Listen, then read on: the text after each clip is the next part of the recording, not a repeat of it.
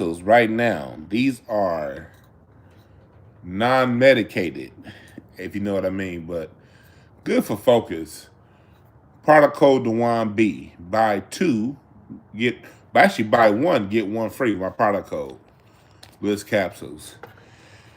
Anyway, what's up, everybody? Long day today. Long day.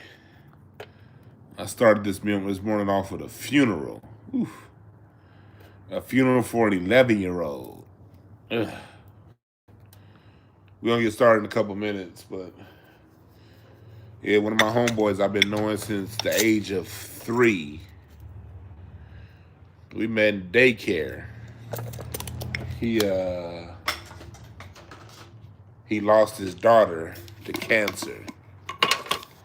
Shit, you know?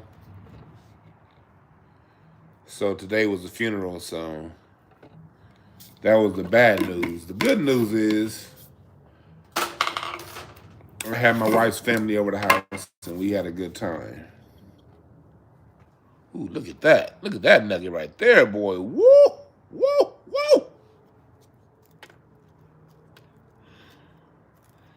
Anyway, do white lives matter? That is the question. Do white lives matter? With that being said, welcome chat room. We're going to have a discussion today over these shootings in Minneapolis, and this is sort of a reply to some of the Facebook posts I've been seeing, and what I've been seeing like on Twitter, like from a bunch of Negroes and people like I've been seeing like black folks saying things like, "Oh man, they killing the white people now." Like nigga, they've always killed white people. So what we gonna do today is we gonna break down why I'm surprised that anybody's surprised at how ICE is doing up in Minneapolis. But before I go there, I want to say welcome chat room. What's up, Cisco Bell, Brooke, Mr. Smoke, the Infinite One lives. Who else we got in here? Tell me what city you from, and we're gonna get started with the topic. I'm telling you right now, because people, if you're watching the video later, we're going to start the topic when I'm done rolling this blunt. All right. These are my old business cards. When I'm done rolling this, that's when the topic is gonna start. All right. In the meantime, I'm gonna let people come in here. I'm gonna give people a couple more minutes to come in here, and then we will get started. But in the meantime, tell me what city y'all in. What's up, Unique Organics here? I appreciate you always. Cut from Matt, Harold, Leroy, to my mods, to my non-mods. I appreciate all y'all for joining. You know why I appreciate y'all? Because time is the only thing you can't get back. You can make more money, you can make up, but you can't make up time. And for those of you who choose to invest your time with me, I appreciate you. And for your sacrifice in making time with me, I make sure that hopefully when you're done listening to me, I've educated you and you've learned something that you can take back and apply to your daily lives. That's why I talk the way I talk, because I don't take your time for granted. I don't want when you're done talking to me for you to leave like, okay, next program. I want you to leave like, I learned something. Or, I got a different perspective on that. Or, that nigga full of shit. I don't like him. But you didn't prove me wrong. That's we got Chicago in the house, Bay Area, Vegas. How long you been in Vegas? Buffalo, New York, Toronto. What's up, Kendall? Kendall, I called you earlier. Damn it. What's up, Buffalo, New York, Rose City?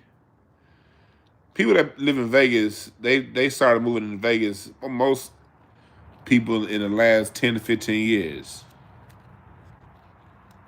Cleveland, Ohio. Phoenix out of Long Beach. Okay. Cleveland. How cold is it? How y'all doing on the East Coast with that cold? We gonna get started with the topic as soon as this is done being rolled.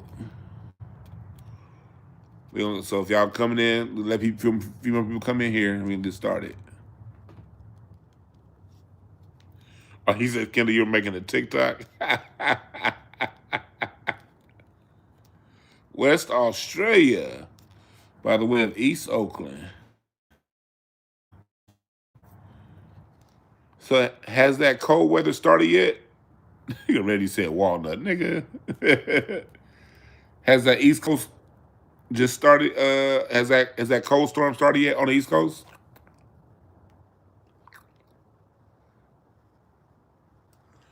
Because here in LA, we have a cold front in LA too. So in LA, I feel y'all on the East Coast, man. Like y'all, we dealing with the same thing, In LA, shit, man. It only got up to like 66 degrees today, man. So I feel y'all on the East Coast. You know what I mean? Y'all dealing with that cold weather. We dealing with it too. Riverside, by the way, of Compton. That's right. You said Harold said it's hard storm an hour ago. See, man, here in LA, man, it was like 66. Nigga, I was on my grill today. Like I was barbecuing today. If you follow me on social media, on Twitter and IG, you saw I posted that video on the grill. So I had to barbecue in sweats. Y'all don't know the struggle. Y'all don't know the struggle to have. I'm usually in shorts when I barbecue. I had to barbecue in sweats today. It was cold. What's up, C Diggs? So, nah, Brooke. I mean it. Like, no, Brooke. I know y'all cold on the East Coast. No, Kendall's in Toronto. No, I feel y'all pain because we cold. We cold too. See, I don't understand the struggle here in LA, man. Y'all don't understand the struggle. It was 80 degrees last week, and now it's stopping out at 67. What kind of shit is this? That's ungodly. That is ungodly. That is ungodly. We had to deal with that cold ass weather like y'all. We in the same fight, East Coast. East Coast, West Coast, we in the same fight. We both in cold fronts. Y'all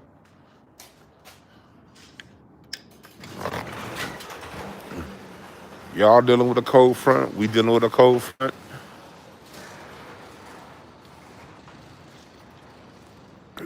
So, y'all got snow coming? Damn, y'all got snow coming? Look, at least y'all get on the ground and make snowmen, all right? At least y'all can have snow fights. You know what I mean? Y'all got snow coming. It ain't that bad. Y'all can make snow angels. Y'all can get on the ground, do the little shh, shh, shh, shh, and make snow angels.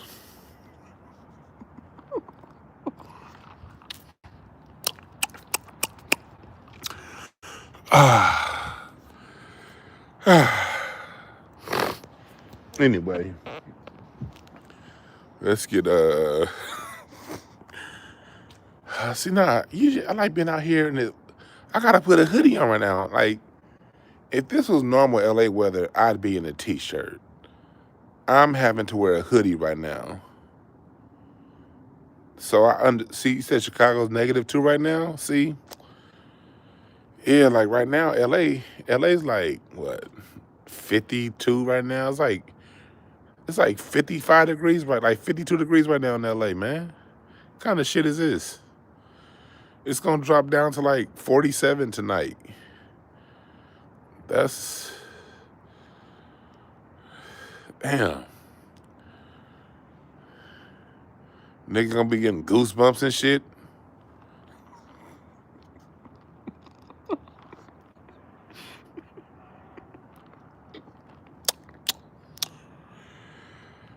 Yeah, it's gonna be 52 degrees, man. Shit.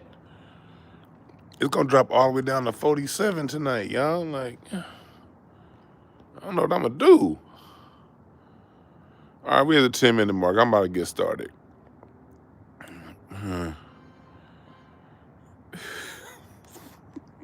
18 in DC? Ooh. I don't know what 18 feels like. I was in Cleveland once. I was in Cleveland once when it was like -2. And I was in Minneapolis once. And we're about to transition talking about Minneapolis. I was in Minneapolis um, in like January, and it was like 10 degrees one time. I was like, damn, this is what it is? Glad I'm going back home to LA.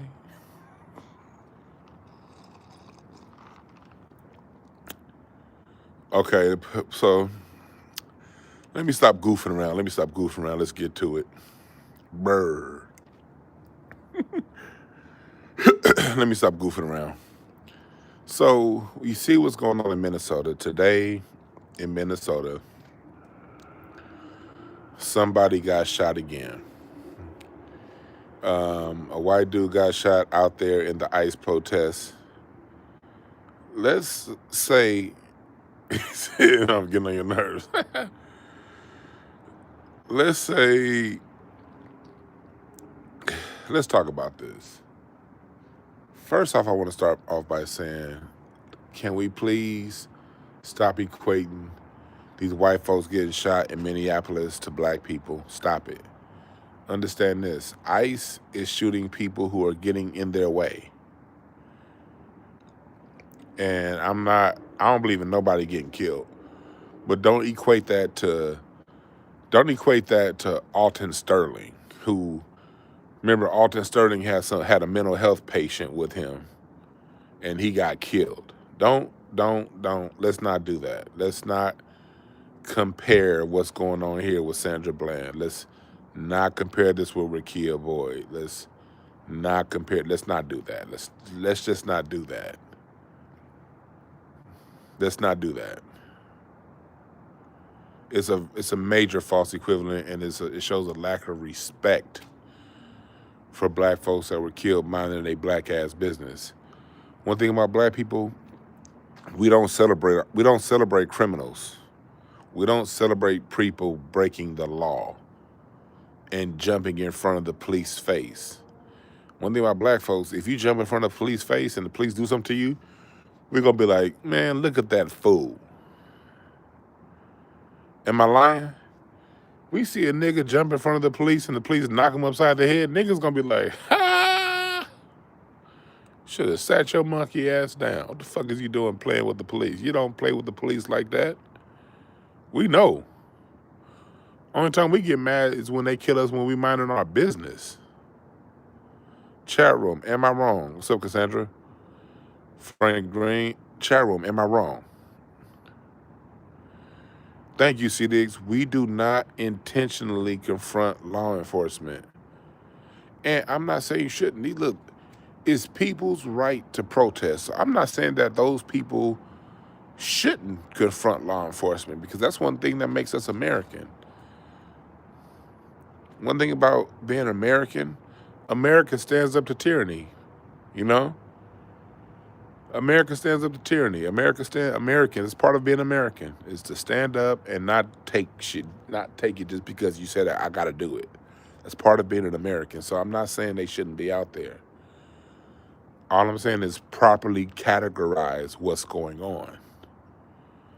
Just put it in its proper context. I think it's noble that these people feel that they have to stand up and protest against what they feel is wrong. Wrong and right is in the heart and spirit, is in the individual's heart and spirit, you know? So I'm not here to say, hey, they shouldn't protest or no, that's not what I'm saying. I'm saying categorize correctly.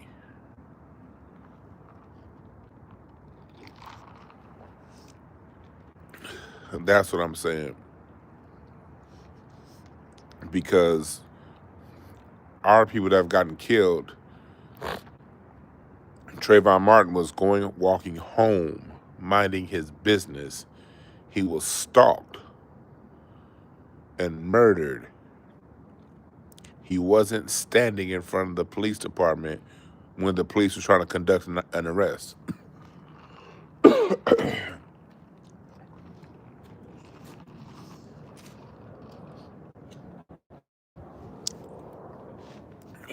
You ain't never seen black people celebrate somebody getting killed for obstructing someone else getting arrested.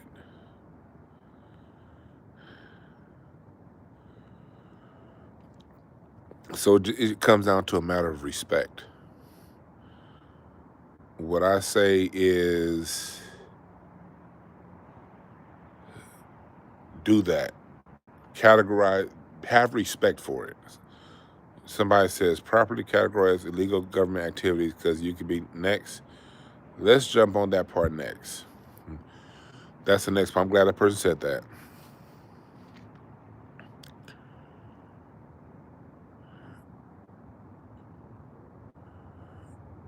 A lot of black people are saying you could be next. We got to stand up for ICE because we could be next. I got a question.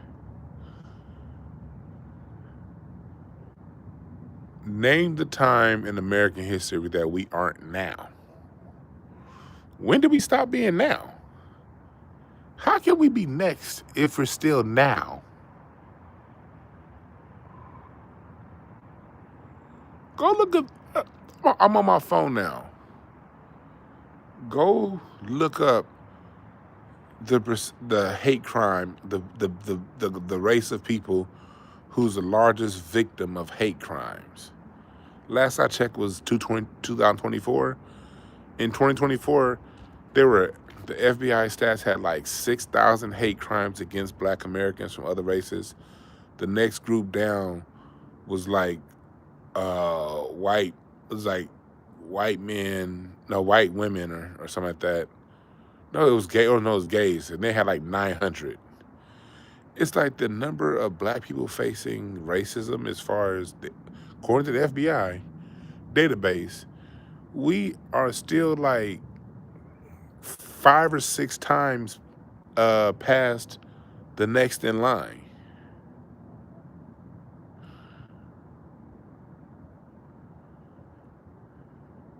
How can we be next when we're still now? Name the 2-week period in American history black people weren't the number one target of this government's corruptions.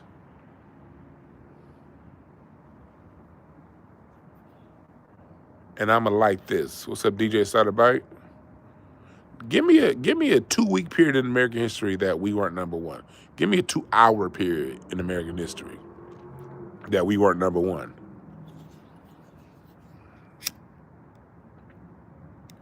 Oh, I'll tell you 2-hour period.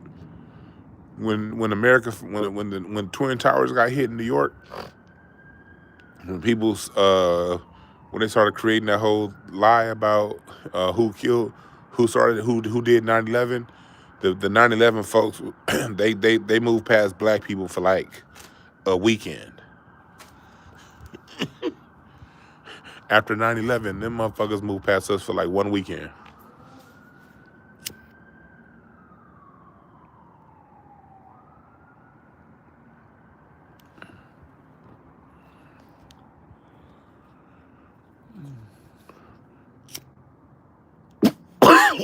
Oh shit. Whew.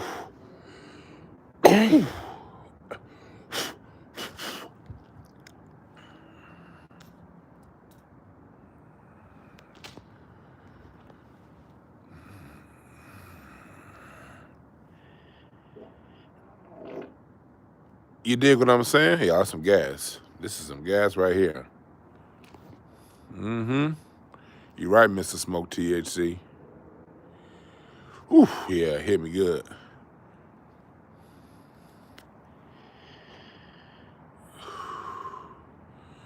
But so now that I introduced those 2 points of views, let's now break down the history. Do white lives matter? You said your mom passed away last year? That's on New Year, Christmas Eve? That's fucked up. Damn. On Christmas Eve too? Shit. Condolences, my brother. But it ain't no phone lines when I'm on my phone. I'm on my phone, so there ain't no phone lines to open up. We on the phone line right now. Phone lines only open when I'm on my computer.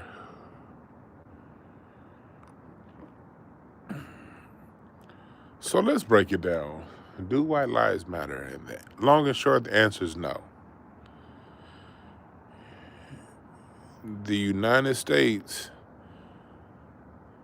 has never cared about the rank and file white American.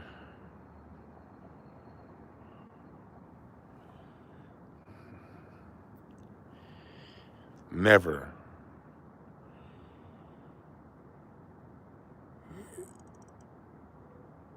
Yeah, you're gonna be all right, Frank Green. But America don't care about rank and file black people. It don't care about rank and file Asians. It don't care about rank and file Latinos, whites, nobody. Unless you're worth a bunch of $1 billion, America don't give. And even if you only worth a couple $1 billion, America still don't give a fuck about you, man. America don't care. If you're not part of the bloodline that goes back to the Church of England,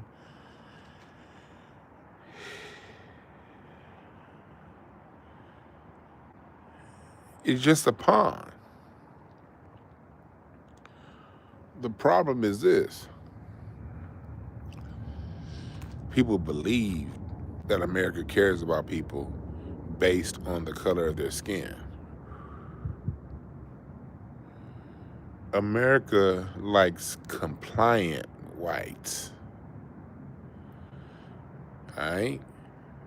America gives compliant whites more privileges than other races. Keyword, compliant.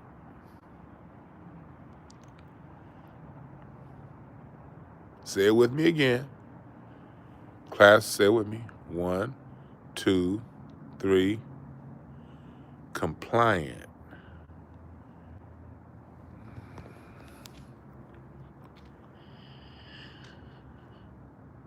So, Jay Jibbison, white people in America who aren't compliant, they face the same treachery as everybody else. Let me give you an example. Do you guys know that more white people in America have been lynched than black people? They just have a different term than lynch. It's called a hanging. That's why if you go back and watch a lot of those older movies, movies like Blazing Saddles, and all those old Western movies, yes, they called it hangings. Hangings is how white people dealt with white crime. You got to understand this. We got pushed into their own world, into their world. They kill each other through hanging long before they interacted with us.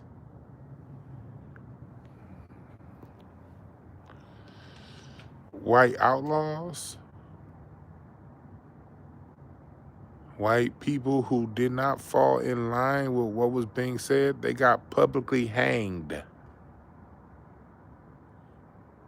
Somebody said, you to say anything at this point. No, Torizi, use a stupid motherfucker that needs to open up a book and learn your history. Okay?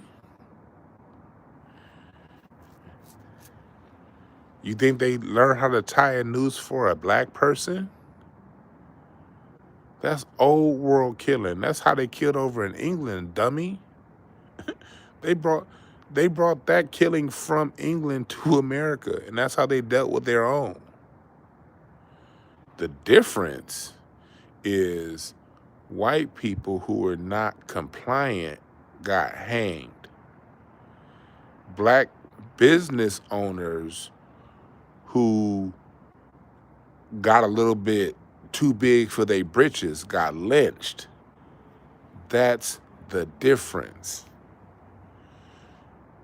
Black people got lynched for not breaking laws, and that's what made it such a big thing. Our lynching, and that goes back to my original point, you can't conflate the two. Us being lynched, we could, if they said we whistled at a white woman, we'd get lynched. If, and for my mods, yeah, 100, keep the timeouts. Don't do the 86K unless they just being real stupid, but keep the timeouts to where they can come back.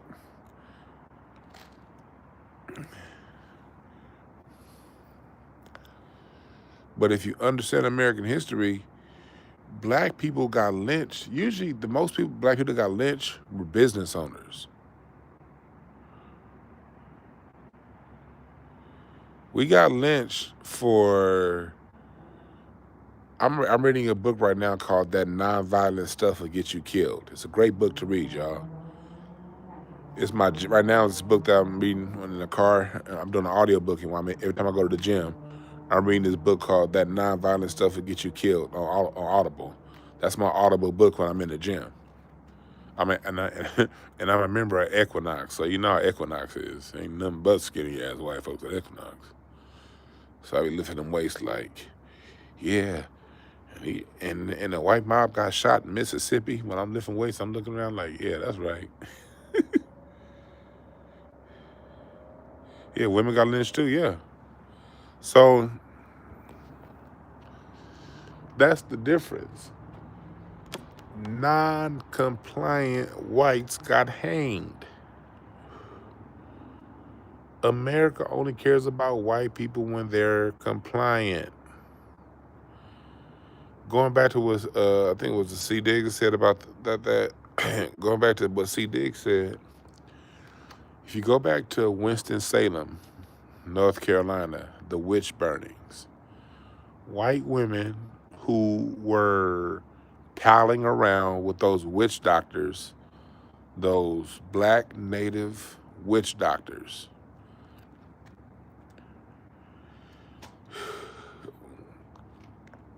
in Salem, Massachusetts, they got burned at the stake. When white women were associating with those black native witch doctors, they burned them. They didn't burn them just because they were saying those were witch hunts. They burned them because they had to send a message to the other white women, stay the fuck away from them black people. So to send a message to those other white folks to stay the fuck away from them black people, those white women were burned. Real talk, DW757, their violence is well documented in their movies. Well documented. Well documented, you're right. What I'm doing right now I'm establishing a history of American violence. What black people don't understand is white supremacy was bred into the rank and file white person through violence.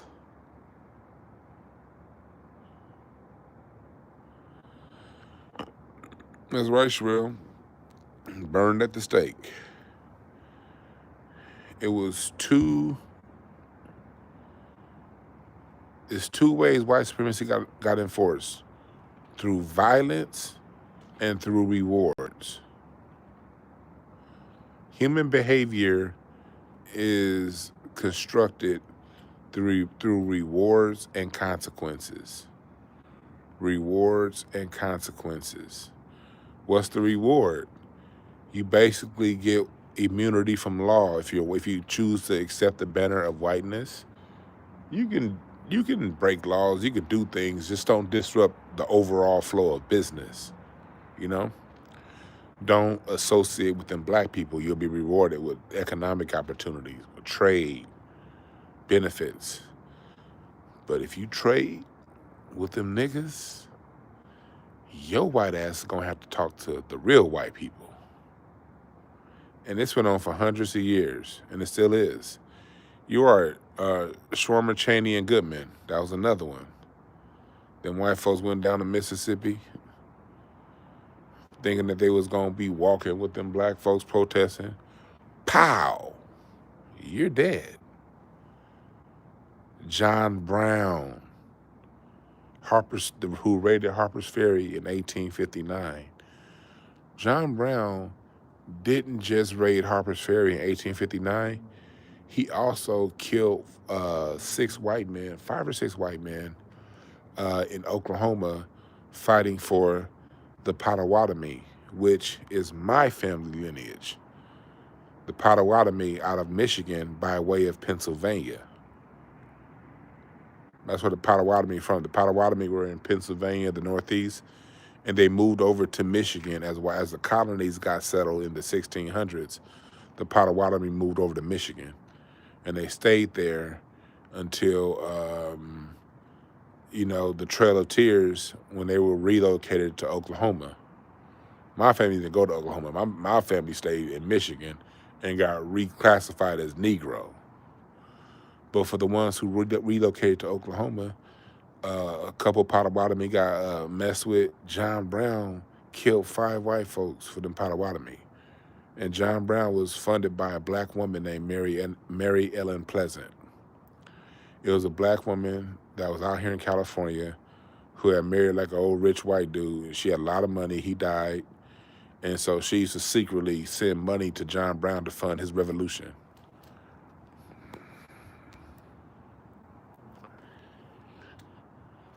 And when John Brown was lynched. He was hanged, and his sons were hanged. Why?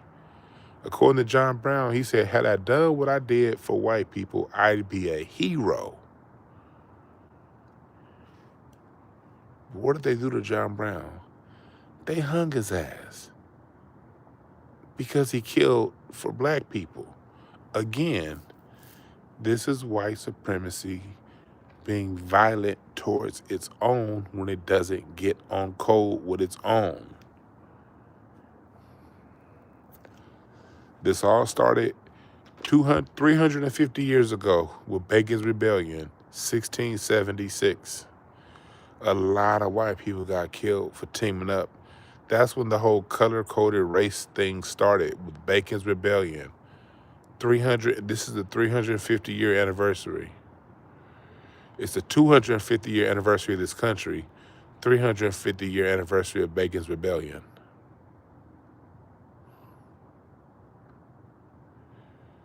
Somebody said, how was Mary Ellen Pleasant able to marry a rich white dude? Black people and white people have always gotten married in this country. What's up, Mark Prince? My man Mark Prince up in the building. Black people and white people have always gotten married in this country. It just would be certain places in this country that they couldn't get married. My great-great-great-granddad, 6 generations back, born a slave in Kentucky, freed himself, fought in the Civil War. Came back from the Civil War, moved to Milwaukee in 1866, and he married a German woman in 1866 and had a baby in 1866 out of Milwaukee, Wisconsin. That's in my family, We've always been able to get married in this country. It was that they always say, what they did was make it a federal law in the 60s to where whites and blacks, when you dealt with Plessy versus Ferguson, that's when it became federal, so states couldn't discriminate. But there have always been states in America where blacks and whites can get married. Always.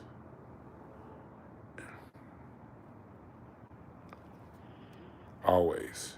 There's never a time that all states agreed that blacks and whites couldn't be together.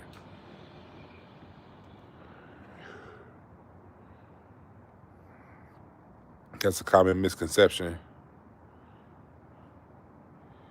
Sonya in Milwaukee, yeah. My family his name is Mr. Johnson, my 6th great-grandfather.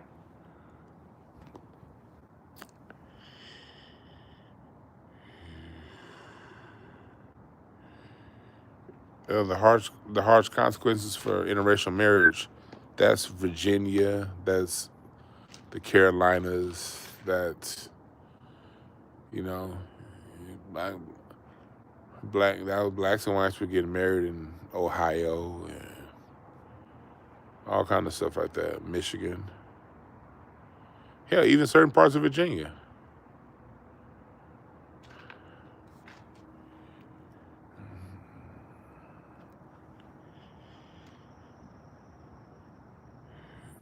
So remember that. But what we got to understand is there's always been. What's up, Brandy? I thought Brandy was a mod. I was wondering, like, it's your other account that you be in that you don't have a mod written chat. Okay, yeah. So,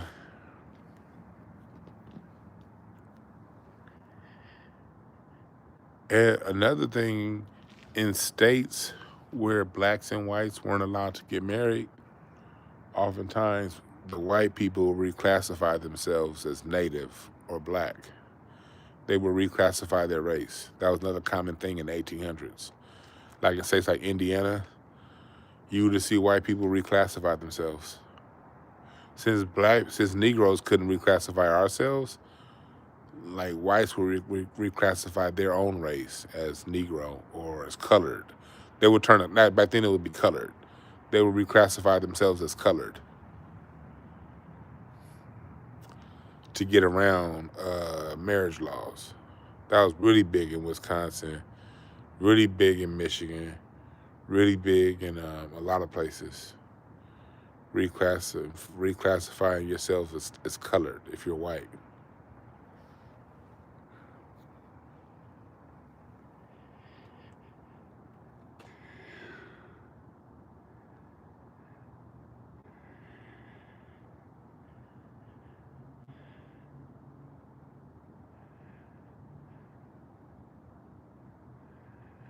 Yeah, make sure I hit the like button. We're doing some American history tonight. I was going to talk about everybody turning on Anton Danes like Kwame Brown and O'Shea Duke Jackson, but I wanted a day away from the nigga shit. We'll get to the nigga shit tomorrow. I'll do a live tomorrow where I break that whole down. That's just funny as fuck though. Like, Kwame Brown was clowning the fuck out of Anton Danes. He called Anton Danes a little tater tot.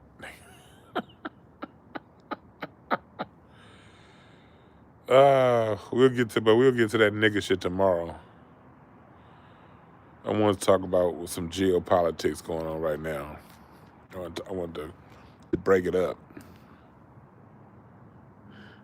It's funny. I woke up this morning to a text from Christina. I guess she saw last night's live where I was talking about her and Corey, and she was like, "You could have hit me up." I was like, "I forgot I had her number." But salute to Christina, man. I ain't got no issue with her. This whole situation is between her and Corey. Her and Corey.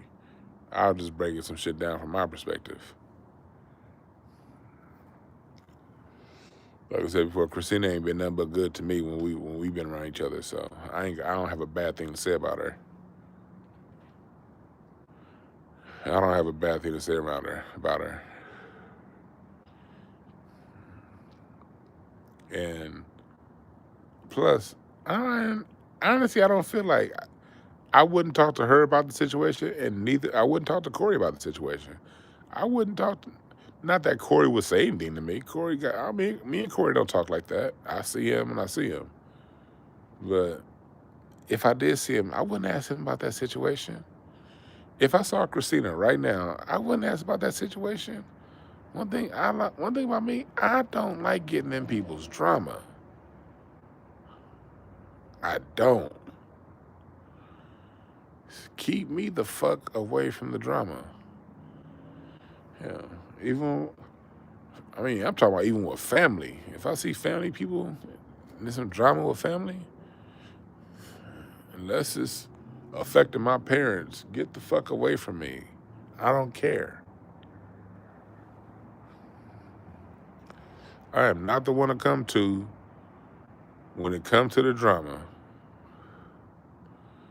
and I'm the kind of person that I'm not going, just because you don't like somebody, I'm not going to get, I don't like them either. If you don't like somebody, you don't like them. Now, if you want in my inner circle, then yeah. I choose sides when it comes to my inner circle, but I have a very, very, very, very, very, very, very, very, very, very, very, very, very, very, very tight, close inner circle that is on less than one hand. Anybody outside these few people in my life, y'all don't like each other, that's y'all beef. Now, if you don't like somebody because they stole something from you, then I'll be like, okay, I don't want to be around no goddamn thief. But anything short of a thief or somebody that touched kids, I don't give a fuck.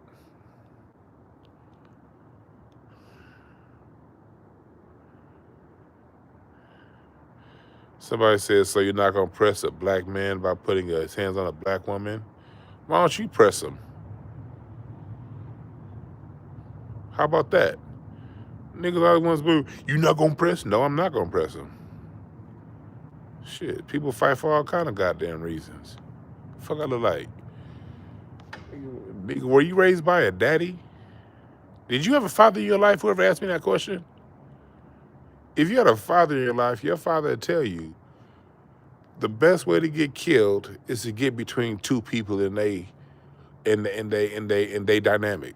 That's the number one way to get killed, between male and female dynamics. You thinking you jumping in to be a Captain Save-A-Hole, then all of a sudden you the one getting shot at. Do you know that domestic violence is the number one way cops get killed? There was a cop that got killed here in LA like 2 months ago, and it was a high-speed chase because there's a domestic violence thing. Some dude killed the cop and then ran from the police on a motorcycle, and then he's pulling his gun out on a motorcycle, and then he hit a car and fell off his motorcycle. Who remembers that police chase on the news? I hate self-righteous niggas. You not gonna press? No. What the fuck I look like you pressing Corey Holcomb? Yeah. It's always some dumbass nigga saying some dumb shit. Why don't you press him? I got my own fucking wife that I gotta come home to. You some dumb shit, get into an altercation with another man, and now I can't come home to my wife because of another man and what he going through with another woman. You stupid fuck. And anybody who thinks that way, you a dumb motherfucker.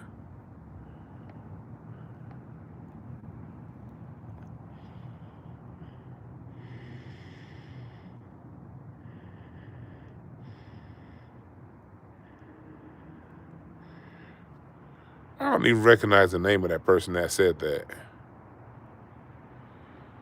Whoever said that in the chat is that's not even a name I recognize that's in here normally. That's not one of my regulars. What's up, Mark? See, Mark was there. Remember I told you I had a friend that was there? Mark Prince, when y'all see in the chat, he was there. That video y'all saw, Mark Prince was there. I'm not about to get in the middle of that shit. Hey, yo, homie, why'd you touch that girl? The fuck I look like doing some shit like that when I got a wife that need me?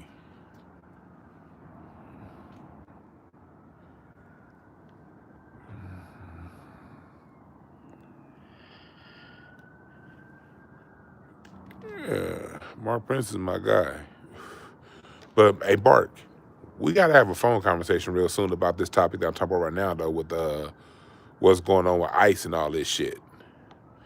One thing about me and Mark, I know that part of the reason why I don't get on the phone with Mark Prince that much is because if I do, what's up, Eddie Floyd? But the main reason why I don't get on the phone with Mark Prince that much, because when I do get on the phone with him, I'm going to need at least 3 hours. we going to talk for, if me and Mark talk for less than an hour and a half, that conversation was short. Because we be going down a rabbit hole. So it's like when me and Mark talk, we ain't talking about no comedy. We can talk about some bullshit, but we gonna talk about like geopolitics and what's going on with these bombs and shit in Taiwan. That's what me and that nigga talk about on the phone.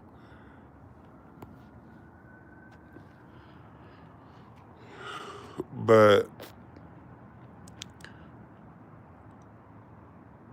yeah, Mark, yeah. Hey y'all, I was talking about Mark on this stream last night. Hey Mark, I was talking about you last night. I was saying the exact same thing what you just said. Mark was there when Tupac got in the fight at the Comedy Store 30 years ago. Mark, if it's a fade, Mark Prince is there watching the story happen when it's happening. Who else on YouTube are you gonna get that be around half this shit? And I don't talk about 90% of what I see, 95% of what I see. Nigga, it's real world shit going on. I ain't about to be coming on YouTube. Ooh, look what happened at the Comedy Store last night. Ooh, such and such slapped such and such. I'll come right on the same live. I'll see some shit happen with people that y'all know and love. I'll see it happen right in front of me. Or somebody like Mark Prince, he'll see it and he'll call me, and I'll come right on this live and talk about Donald Trump or talk about hip hop history. I ain't about to. This ain't the channel for all that.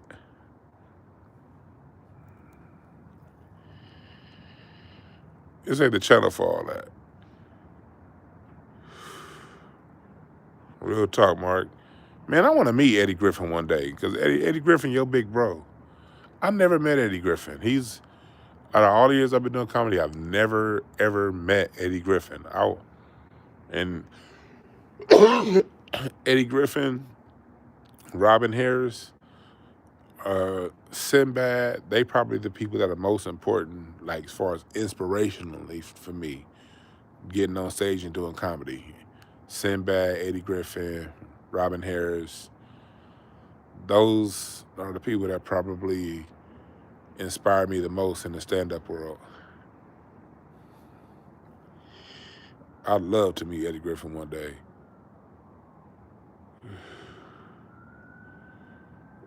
Yeah.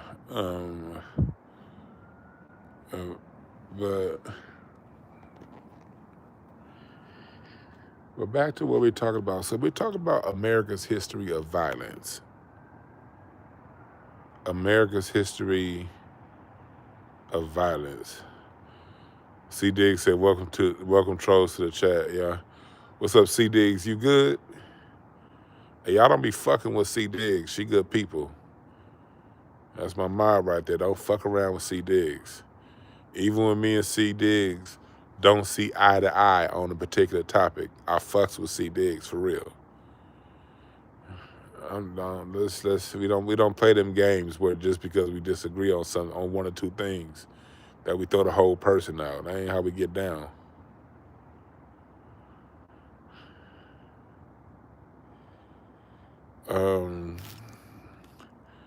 But yeah, violence is as American as apple pie, right? Back to what we talking about.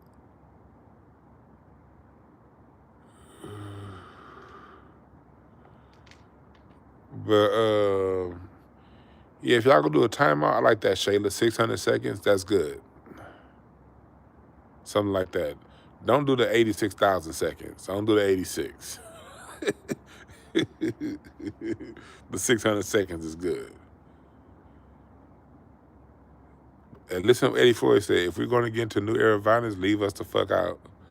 Yeah, and y'all say salute to Eddie Floyd. Eddie Floyd is somebody else I know in person. I met Eddie Floyd around Freeze Love and Zoe Williams and Corey Holcomb, 5150. But if y'all remember Mansions back in the day when it was in that blue studio, you would see Eddie Floyd sitting in the back on Mansions when it would be like Jeff Brown, Zoe Williams. It's a lot of people in here that used to that fuck with Zoe. Y'all remember when Zoe was in that blue studio and he had people that were in the back Eddie Floyd would always be somebody that was sitting in the background. The Patreon is patreon.com/Dwann B. The same Dwann B you see here, put patreon.com, then put a slash, and then Dwann B, that's my Patreon. And it's also in the description. The link is also in the description. What's up, Elisino? Yeah, those old episodes of Mansions when Zoe introduced Rizza Islam and all that, yeah. Y'all will see Eddie in the background, just chilling. Freeze Love is just one of my favorite people on earth, man. I love Freeze. Man, me and Freeze is another person, kind of like Mark Prince. If I talk to Freeze, I need 2 hours at least. Me and Freeze get on the phone, they're going to have my day. Because we going to be going down the rabbit hole. Then we won't talk to each other for months. But I like having men like that I can build with, you know? I love having cats I can build with. And Freeze is somebody I love talking to Freeze, man. Freeze got a lot of wisdom, man. For me, he's somebody it's an honor to speak to Freeze, because Freeze got a lot of wisdom. Lot of wisdom.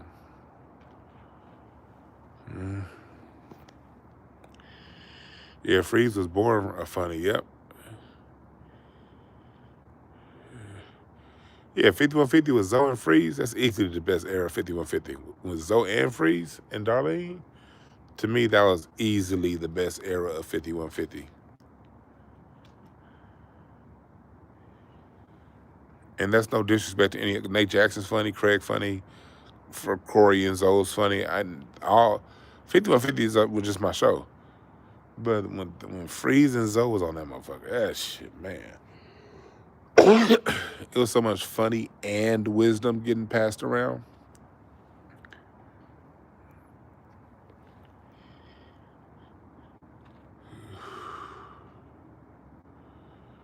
But, you know, all things don't last forever. Oh, yeah, Bobby Glenn Smith, they used to crown, got that Kagan water. Bobby Glenn Smith always had that Kagan water. Yeah, Eddie Freeze is the bro, man. I'm glad I ain't talked to Freeze. Me and Freeze talked like in October, but it was real short. Like we didn't really it was like something real quick. I gotta call Freeze and just chop it up with him.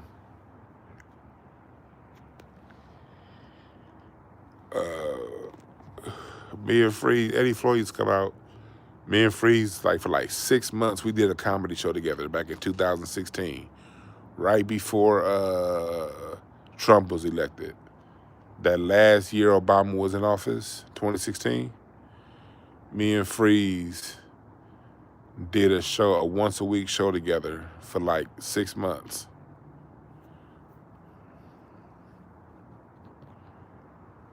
Yeah, pure full comedy, right, Eddie? And Eddie would come to the shows, and we just work on our jokes. Freeze was my first guest on this show. You notice I don't really do guests no more. But when I first started, I was doing guests. Freeze was my first guest.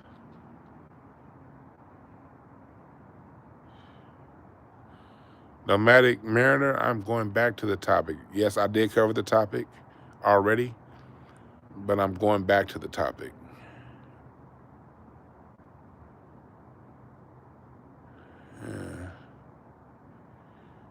But it should still be on YouTube. But yeah, Freeze was my first guest, even before Dr. Randy Short.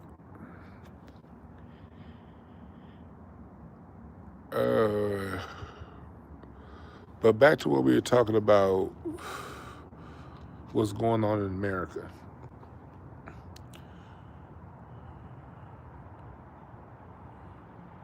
What America will have you think is, and you see this all the time when it comes to discussions on race. You'll see black people say, well, I don't think white people are born evil. You're right, nobody's born evil. I don't think anybody, well, some people are born, not take it back, some people are born evil. But People who are born evil, they come in all races. People who are born evil come in all races. You know, it's not exclusive to any race. Well, we have to understand the same way black inferiority was beat into us and legalized into law, white superiority was also ingrained through violence, okay? See, when if a white person helped out a black person, they get ostracized within their own community. What we don't understand is racism is embedded in alignment with the laws of nature. The only way a system like this can live this long is if it's within the laws of nature. Now, it's a manipulation of the laws of nature, but it's still in accordance of the laws of nature. And in human nature, humans are group animals. We're not solos. Now you got some people who like spending time alone, but the common human trait and characteristic is we are a group species. We travel in pods. We live in communities. That's part of being human. You get the rare exception of the person that goes off and they're a monk, but monks, and they're the exception of the exception of the exception.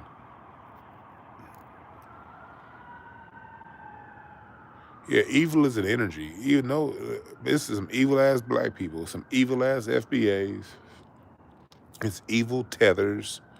It's evil whites, evil Mexicans. Everybody, evil don't have a race. Somebody said, shut up and buy some wings. All right, I'm gonna grab them wings off the side of your mama's flabs. Them flabs on the side of your mama's titties, I'm gonna take them wings.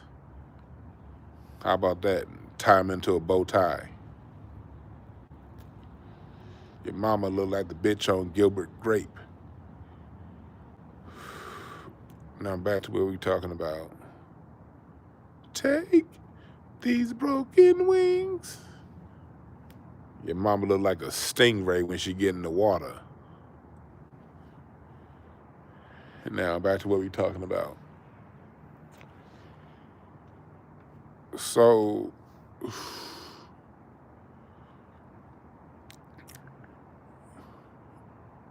when it came down to race, when it comes down to race, this is something that is, when they say social construct, you'll hear people use the term social construct, but they won't tell you about how it was constructed. Yes, race is a social construct. What is a construct? Something that was put together. Next question, how was it put together? When was it put together? Who put it together and why? Every statement must pass that critical test. Who, what, when, where, and why? Who remembers that back when we were in school? When you were pressing up one, if you remember, if you're gonna write your essay, you have to answer who, what, when, where, and why. Those are also the questions you must ask to understand. Who created white supremacy? The wealthy elite.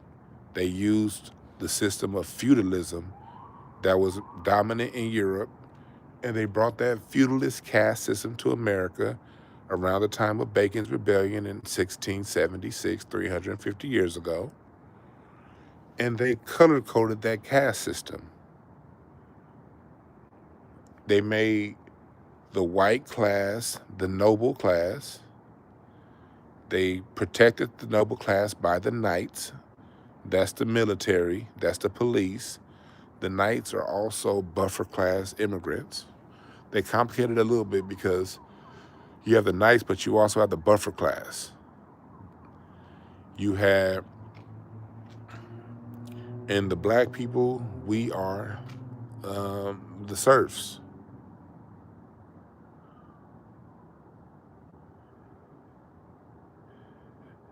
It's feudalism turned on its side, into a color caste system. That's what racism, white supremacy, created by the wealthy elite. Why? When? Around the time of 1676 is when we started to see it take form through law. Where? Colony of Virginia and Maryland were the first two to really get things cracked. Really, Virginia. If we're gonna zero in on where we, out of all the colonies, we gotta focus on Virginia. Because we gotta realize, in Boston at that time, in the 1600s, you still had a lot of black Brits. And the Brits didn't see themselves through color. In Massachusetts, saw you were either American or you were British or you were kind of a multi-generational American. But in the 1600s, there were very, very few multi-generational Americans. But you either tied, so that's how it was no color to it in Massachusetts at that time. But if you're going to pinpoint it, it's Virginia. Then probably Maryland after that. And then Carolinas. Those three. And then it started to move up to Pennsylvania and Massachusetts afterwards.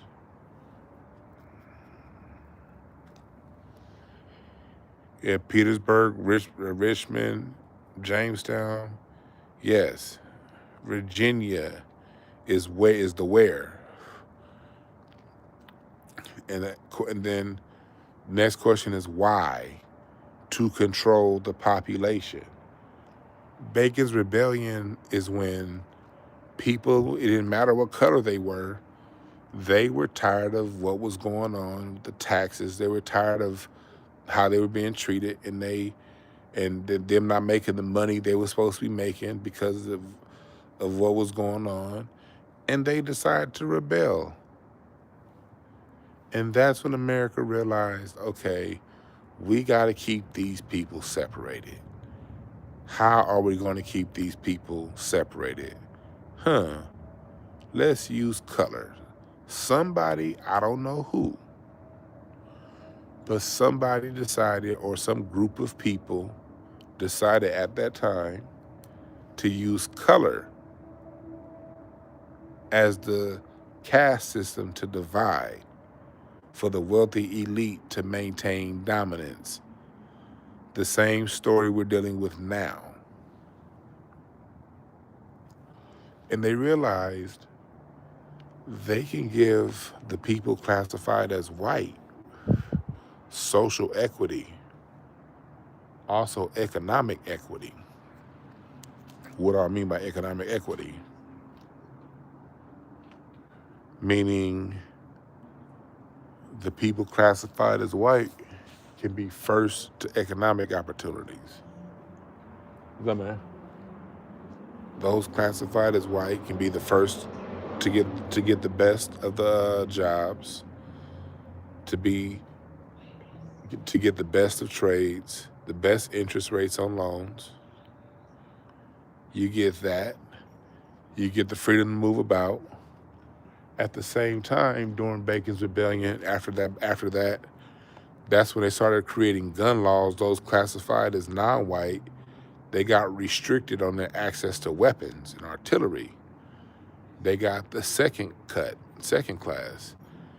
That was the benefit, going back to the laws of nature. The law of nature is human beings work on rewards and consequences. All humans, black, white, whatever. You're going to gravitate towards rewards, and you're going to run from consequences. That's why they say don't touch the fire, it's hot. And once you touch the fire, you learn not to touch the fire again.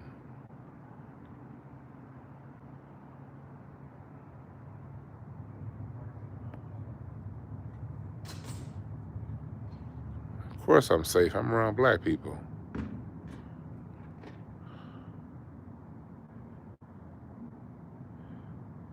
So I'm going to get to y'all questions later.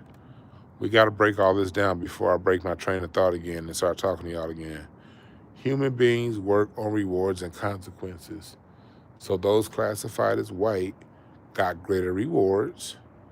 And for those classified as white that chose not to follow along with the system suffer consequences, i.e. hangings, i.e. the burn at the stake, the Salem witch burning, like I talked about earlier. Those are the consequences. Limited to no, cut off access to trade, cut off access to greater opportunities. So that, and then you had another fringe benefit. If you were classified as white, you could harm people classified as non-white without consequence. Why? Again, question is why? This is still Indian territory. America only has a few colonies on the eastern seaboard. At this time, America had not moved past the Appalachian Mountains. Past the Appalachians, it was indigenous folks. It wasn't no people classified as white past the Appalachians at that time. Outside of the remaining French that were around Louisiana and the Spanish that were over in California, some in Florida, Texas. So you got what we have to understand is, and I may be going chat room, pull me back. I'm about to go. This matters. This is all part of the larger conversation. I'm gonna get back to Bacon's Rebellion. Bring me back to Bacon's Rebellion, but I'm about to take y'all on a little further journey. What we gotta realize is, post 1492, America, there was a war by Europe onto the Americas. That's why we got to remember 1492, when the Inquisition happened and the Spanish got those trade routes. They took over the Moors seafaring routes, trade routes. They got maritime law on their side. That was a major thing about 1492. When the Inquisition happened, that gave the Europeans the maps, and they got the trade routes of the defeated Moors that they ran out of Europe that came in 711. That's why you start seeing them sail across the world in 1493. Well, there was a war on the Americas that started with the end of the Inquisition. It started with going at the Caribbean, and the Spanish took the Caribbean and the northern part, North America. The Portuguese took a lot of South America. That's why Brazil speaks Portuguese. The Portuguese also took on a lot of Northern Africa. They came, and the Spanish took on the West Coast. Then in around 1540, excuse me, I might be off by a couple decades, but in the early 1500s, the French set out, and they took on the middle of America, Louisiana up.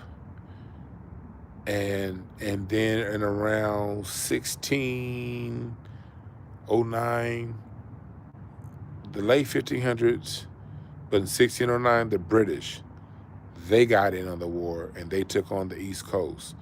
The Dutch got in this war, and there was a war set on the Americas by Europe. One of the ways they prosecuted this war was by instigating tribal wars. When you look at the upper Midwest was taken during and after the Pontiac Wars. It was the Pontiac Wars. You had the Mississippian Wars. You had the Pequot Wars. And these were wars that were going on in the Americas. And so we have to understand, when we're dealing with slavery, when we're dealing with black-white dynamics, we're also dealing with a system to oppress the lands gained through these wars. You gotta see it from that perspective. We were like, why people gotta be racist? Why they treat black people this way? Nigga, they ain't about to give you back what they took. They gotta keep your black ass down. They know this. That's why you don't know this history. You gotta go deep in them books, baby. They also don't tell you that more black people were reclassified from Indian to Negro between 1830 and 1937 than came from Africa 1608 to 64. About 388,000 came through the slave trade, documented, but over 700,000 black people were reclassified from Indian to Negro or colored in that 100-year period between 1830 and 1937. It wasn't just Walter Plecker. It was also the Dawes Rolls. It was also the Trail of Tears. In the Trail of Tears, a lot of black people didn't leave. Like, my family didn't leave Michigan, so they were reclassified as colored. My wife's family didn't leave Alabama, so they were reclassified as colored. My wife's family was Indians. I look at my mother-in-law's hair. I posted a picture of her recently. My mother-in-law just turned 70. Her hair is still very full, and it goes halfway down her back. She's an Indian. But they chose to be reclassified as color and not get marched off their ancestral land, which they still have to this day.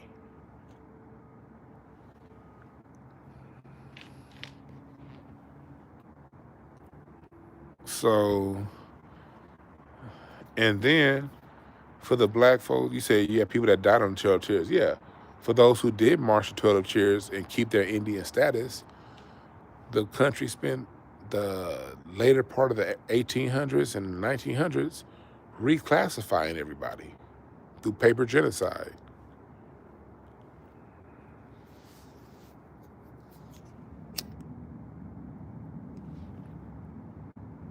So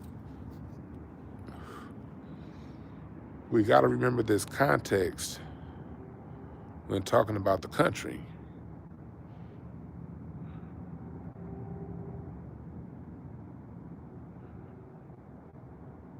We got to remember this context.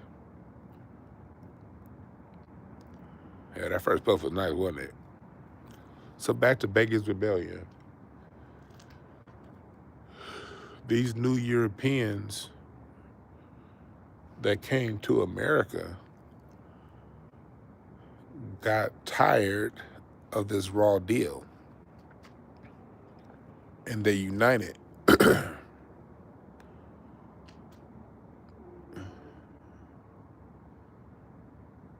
And they didn't like that. And then going back to rewards and consequences. That's where I was about to get to. Back to rewards and consequences. Those classified as white were allowed to kill those classified as non-white without consequence. They had to quell this dark population from here. And the only way you're going to quell this dark population, well, not the only way, one of the ways you're going to quell this dark population is through allowing them to be killed at will. Remember the first the early classes of immigrants to America, it was. I mean, if y'all appreciate the knowledge, hit the Cash App, $ Dwann B1. Miles, put the Cash App in the Cash Apps are much more appreciated. They're appreciated, but they're much more useful than the Super Chats because YouTube take 40% of the Super Chat. But if you still want to Super Chat, that's cool too. I ain't gonna say don't.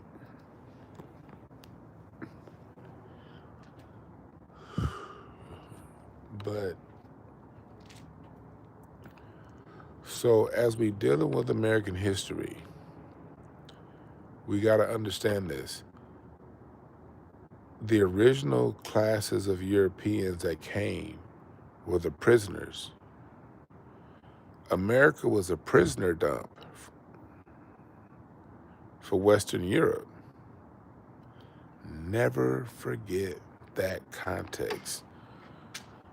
No disrespect to anybody classified as white, because I don't mean it as disrespect. But America got the bums of Europe, the most violent people, the prisoners. America got, and same with Australia. But the United States got the murderers, the rapists.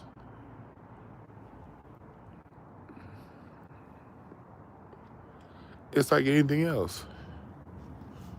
The people who was doing good in Europe stayed in Europe. Remember that.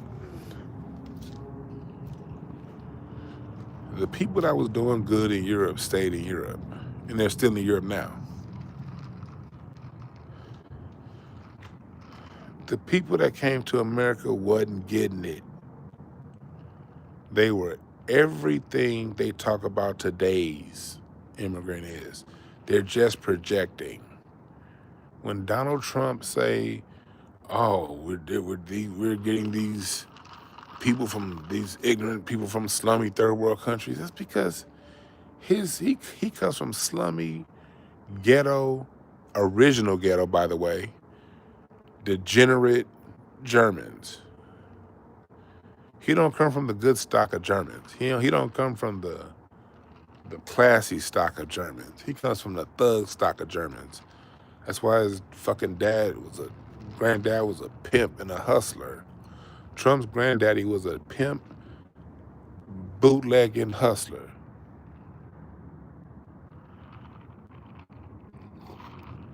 Appreciate the Cash App. The name didn't come down, but I appreciate the Cash App. You're right. You rarely run into a Swedish immigrant. You were right, Biz Marti. You rarely run into a Swedish immigrant. You're 100% right. Ain't too many Lithuanians coming over here.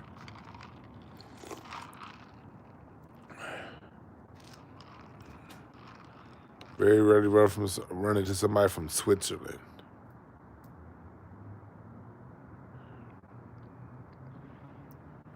Yeah, these are the Visigoths. Well, a lot of the Visigoths and Vandals are Spanish because they're the ones that ransacked the Moors. A lot of Visigoths and Vandals are Spanish. They're the ones who ransacked the indigenous on the West Coast. We got them Huns, Vikings, Anglos, the Saxons, them Franks. They ran up the middle. Those Franks ran up the middle.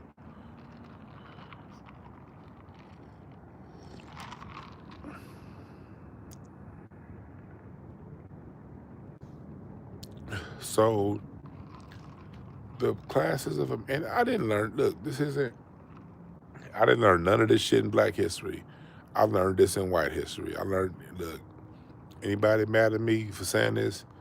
I learned this shit in high school. I just paid attention. I learned a lot of this stuff in they tell you shit in elementary school, world history. They tell you about the Vikings in 5th grade. They tell you about Western Europe. But most people took it as a class. When I was a kid, I loved history. Like, I used to be in history class paying attention the same way I watched TV. I used to pay attention in history class The same way I paid attention when I watched the Smurfs. Nigga, where the fuck is Gargamel? What is he stewing up in that pot? Like Gargamel, I used to hate Gargamel. Like, come on, Papa Smurf, get him. I was focused on the Smurfs. But I was just as focused on history class. Like, I paid attention. It's just that, and most people, and I was like a C student. I remember my first heartbreak in school was I failed 5th grade history, but that was my favorite class because I used to just sit and listen. But when a test came, I'd be like, I didn't know I was dyslexic at the time. I mean, I dyslexic. I can't do fill in the blank, even to this day. If I see a fill in the blank test, I'm done. I fail. I don't know what the fuck where to go right there. But if you tell me to write an essay, when I was in school, if I had an essay, a test, oh, I'm getting an A on that motherfucker every time. Scantrons, I'm dyslexic. B look like D, C, all that shit look alike. So I read B and then write D all the time. So it was a Scantron test, like multiple choice. When I was in school, multiple choice test was 50-50, man. Even if I knew the answer, then I probably wasn't gonna mark the right bubble. Dyslexia on 10. And I ain't filling in no fucking blank. So yeah, I'm failing this test, yo. I'm not filling in no goddamn blank. But give me an essay question. A+++.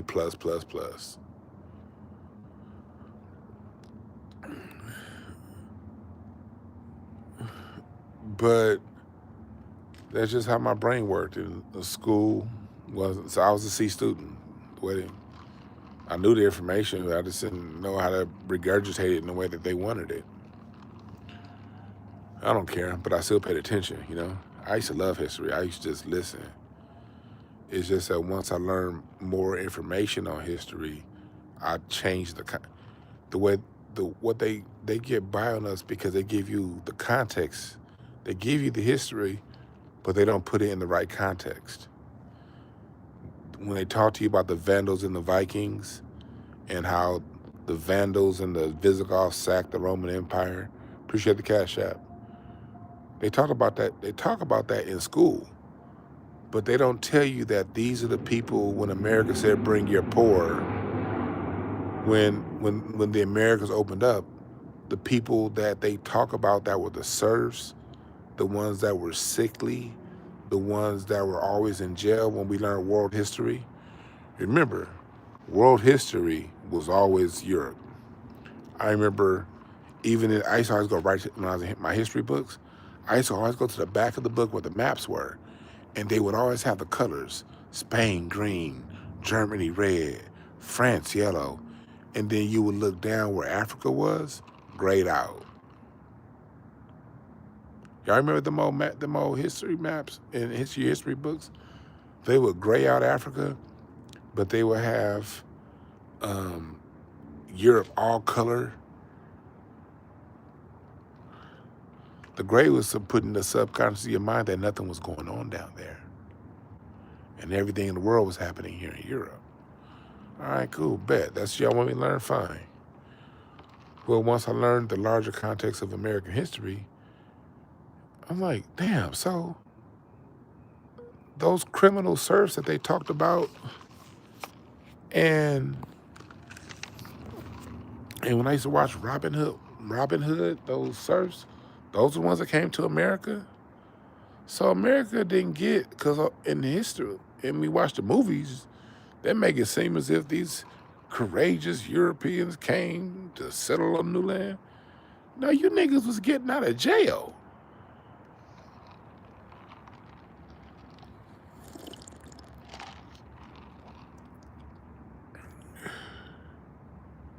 We gotta remember that.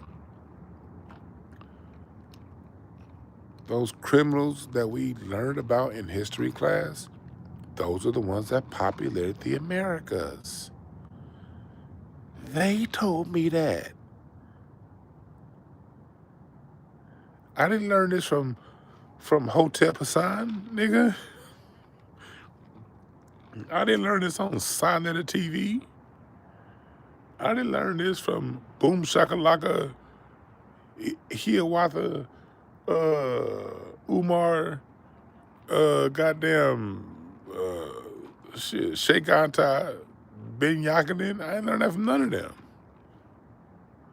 I learned that from Miss Love. I learned that from Miss Harkavy. I learned that from Miss Feuerstein, Overright Middle School.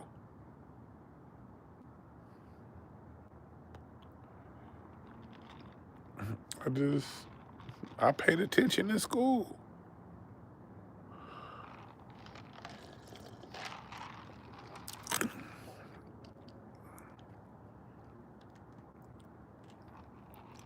See, it's not that I just, somebody say I don't remember that. It's not that I do remember a lot from school, but history is something that I've never stopped studying. I didn't stop studying history just because I graduated college. I took history classes all the way through college as electives. Like when I left Santa Monica College, I was in 2-year school for 4 years. But in those 4 years, I had almost double credits. Because the first 2, I didn't know what I wanted to do. I was taking a bunch of classes, but I hadn't quite figured it out until my 4th semester.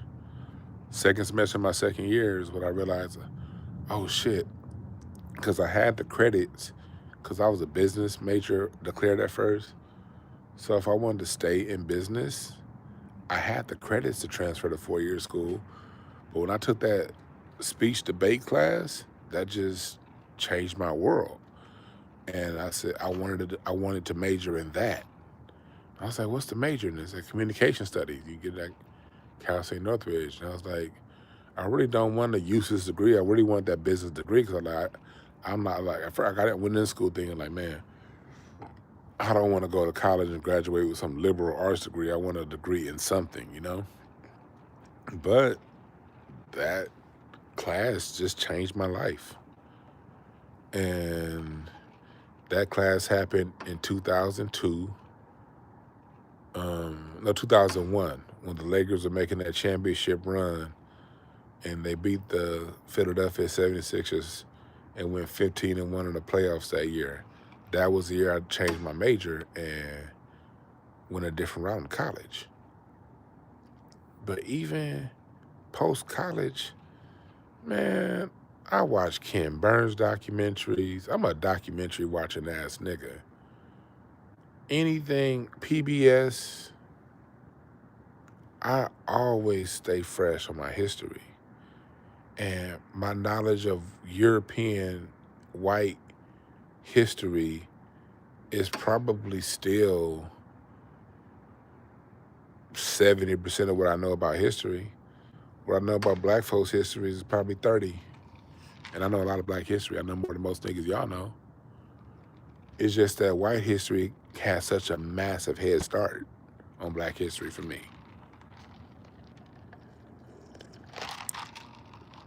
That's all it is. It's just a huge head start. I'm watching the Ken Burns documentary now on the American Revolution.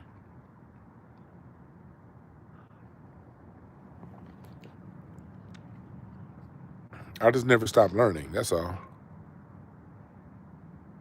While everybody else is watching whatever they watch, I'm watching documentaries.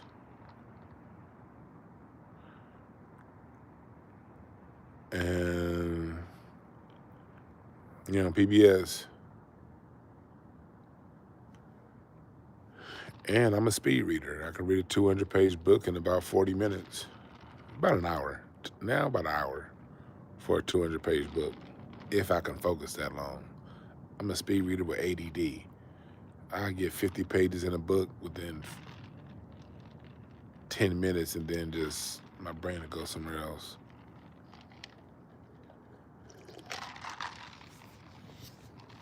And I listen to audiobooks a lot. When I drive, I listen to audiobooks. I'm always learning. I never stop learning. I love learning. It's just fun to me.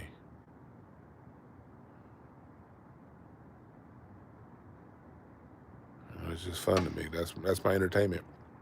Like the other day, I was watching the Lakers while I was listening to my audio book, that violent stuff will get you killed. That nonviolence to get you killed. That's my audio book I'm listening to right now. Why don't y'all join me and listen to that? It's called That Nonviolent Stuff Will Get You Killed. It's on Audible. That's what I'm listening to right now when I go to the gym and when I watch football and basketball.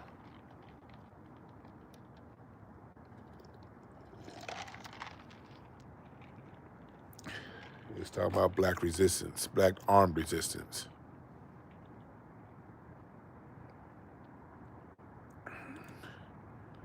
So somebody said African history predates European history. Duh. What are you gonna say next? Massachusetts is cold in December? Okay, yeah, it is. What you gonna say after that? Antarctica has ice? Yeah. Back to what we're talking about.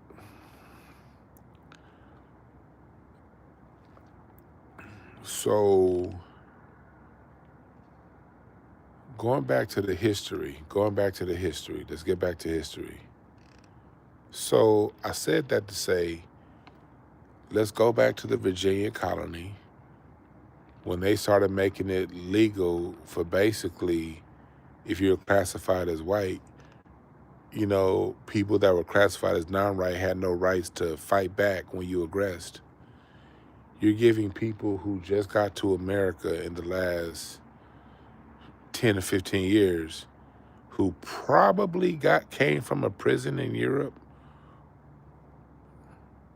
and you're giving them the right to kill these other people with no consequence.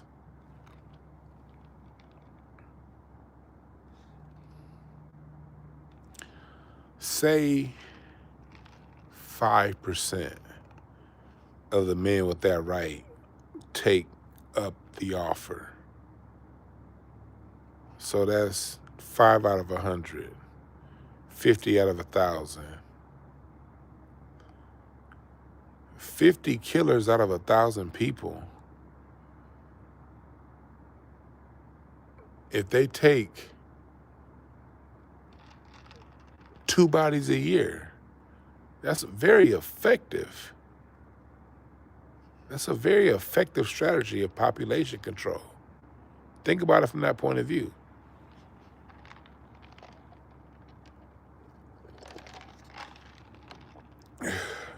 Somebody said a quarter of slave owners are black. Well,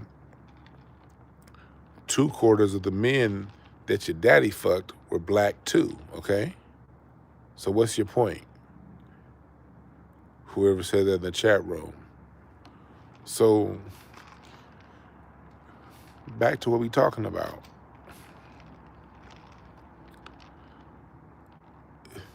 This was a way of population control.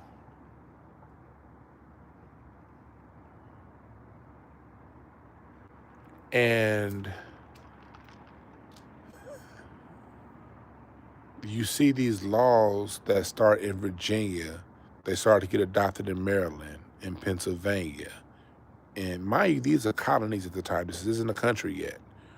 We're still 100 years before this becomes a country. When these were colonies, these were seen as independent satellites of Europe. So each colony had its own part of Europe that it was tied to. They didn't see themselves as one country. They were basically their own independent country with ties to their royal families in Europe. And they had greater ties to their royal families in Europe than they had to the other colonies. Remember that.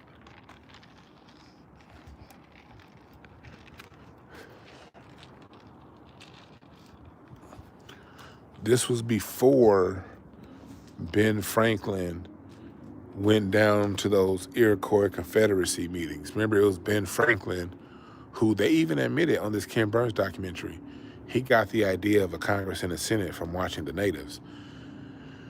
Ben Franklin didn't do that work until the 1740s. So when we're dealing with this time in America, we're still 50 years before Ben Franklin starts to have any impact on this country. We're still about 50 years away. So there was no working system of the colonies working together at this time.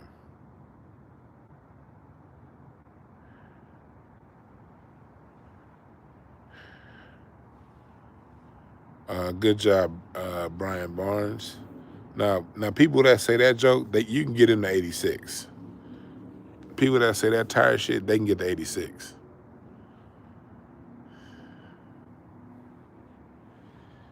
So this is the context of this country. And back to what we're talking about, this violent stuff. In America, the white men and women that resisted the violence, the white men and women that chose to still work with people considered non-white, they were ostracized,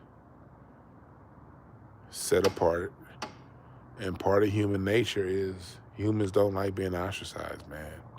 We're pack animals.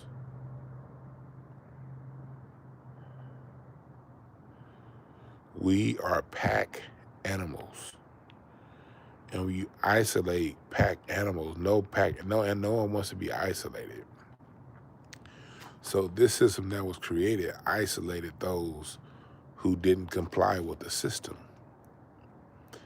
And it made examples of those who didn't comply with the system. All right, Brittany, you have a good one.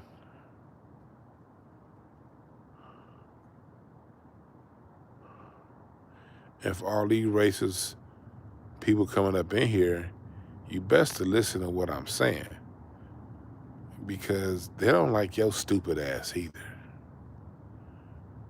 You people who are non-black, y'all need to listen to me the most.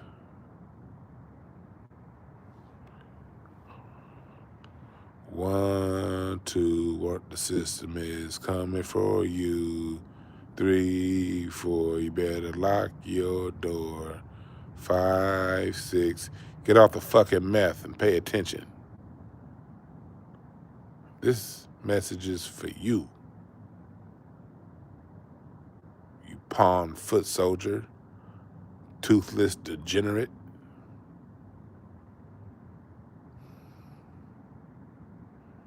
Biz Archie said races are slow in tonight.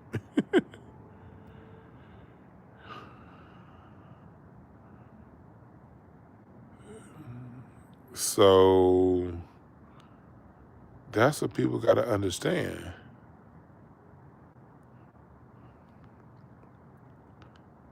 That's what people got to understand. This is a system that has to maintain itself through a system of violence. And that violence comes upon people classified as white when they don't comply with whatever destruction the system is doing. We just talking today at Bacon's Rebellion 350 years ago. The reason why tonight's talk was on Bacon's Rebellion was because Bacon's Rebellion set the standard for how America would handle the unification of the races. And the system that's perpetuated itself now for 350 years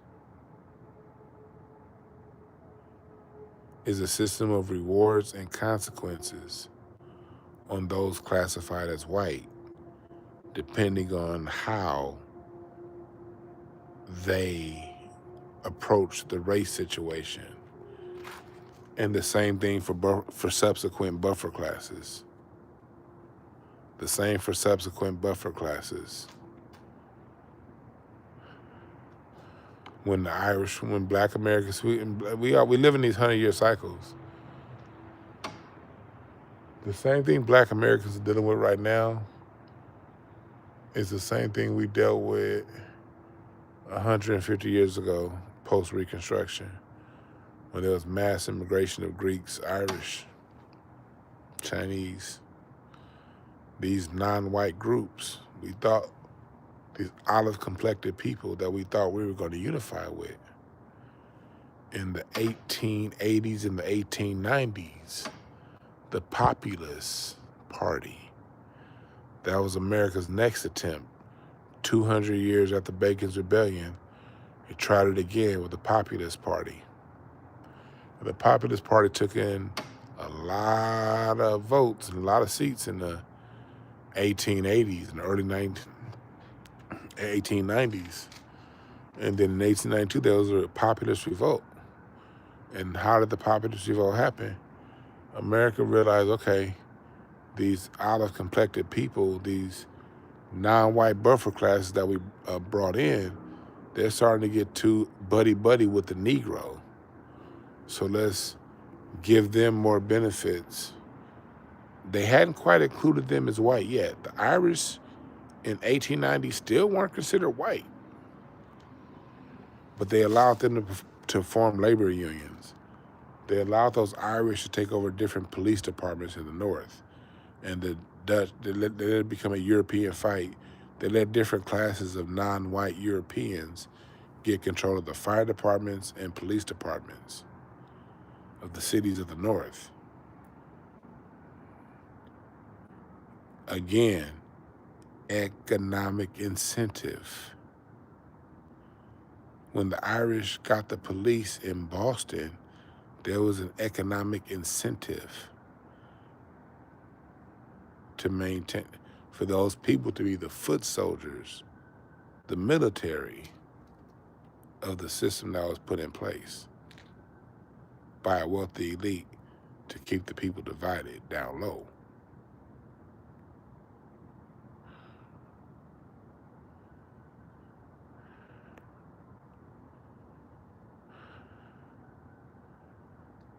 Yeah, Italians weren't white. None of the people were white. These people didn't become white until World War II. These groups haven't been white for a whole 100 years yet.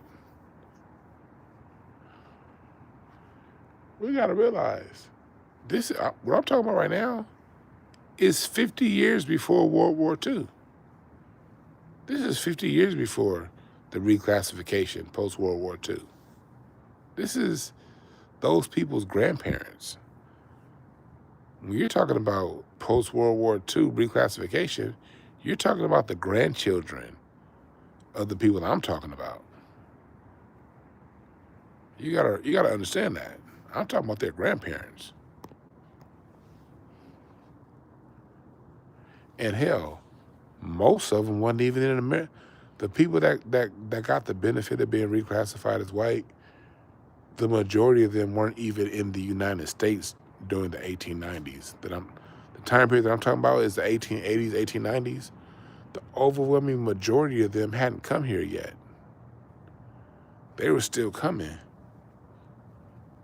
So the majority of the ones that got that benefit post World War II, they weren't even in America in the 1880s, in the time period that I'm talking about right now. Most of them, they weren't here yet.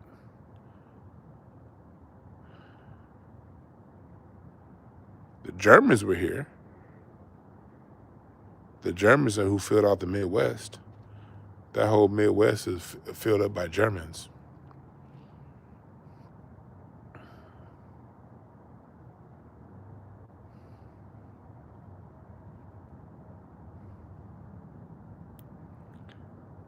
Yeah, of course, yes, Brian, the deck is stacked against us, but we always got to go back to why. Europe set out and basically created a world war, the real world war. This is the real world war.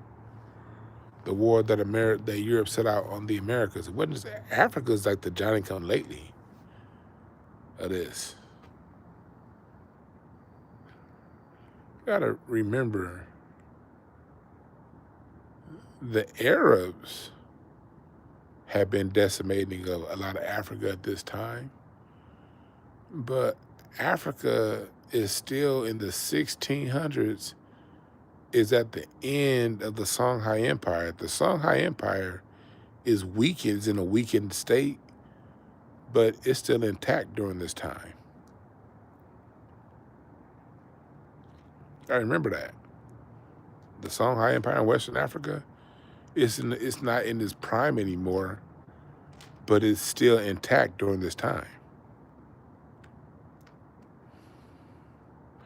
And the Portuguese, they were at the time killing it, and they're taking their slaves to Brazil. They're go to I think it's slavearchives.org. Man, I found this website through this other YouTube channel, Top Cats. I don't even listen to Top Cats like that, but I just happened to listen to this one show of his, and I probably listened to 5 minutes of that show. But on that episode, he showed this website. I think it's like slaveryarchive.org. It's something like that. But it's an archive put together by a foundation, a bunch of white folks. And or it's like slavevoyages.org. It's either Slave Archives or Slave Voyages. Look up both. I'll find the website. And you can go on that website and you can get the manifest. You can get the name of the ship owners, like the manifest, how many slaves were on each ship. And it shows each basically journey is gone through like a bunch of different documents in multiple languages on slavery. And you find on these slave ships, it was like 10 slaves on the ship, 7 slaves. It wasn't these ships with no 200 slaves all chained together. For the slavery that did exist, these slave ships had like 8 slaves at a time.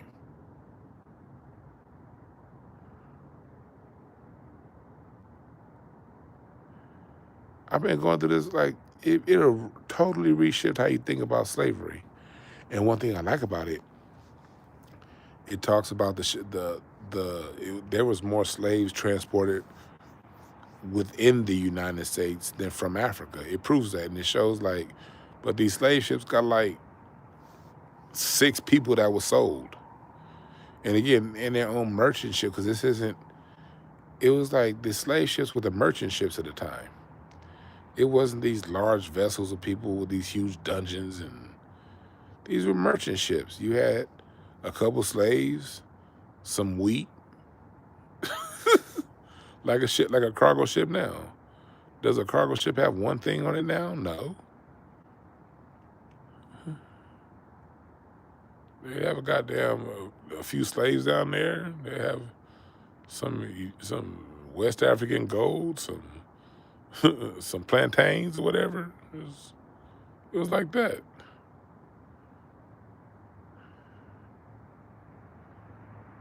The slave ships were just basic merchant ships. But the story of slave is told in this whole other way.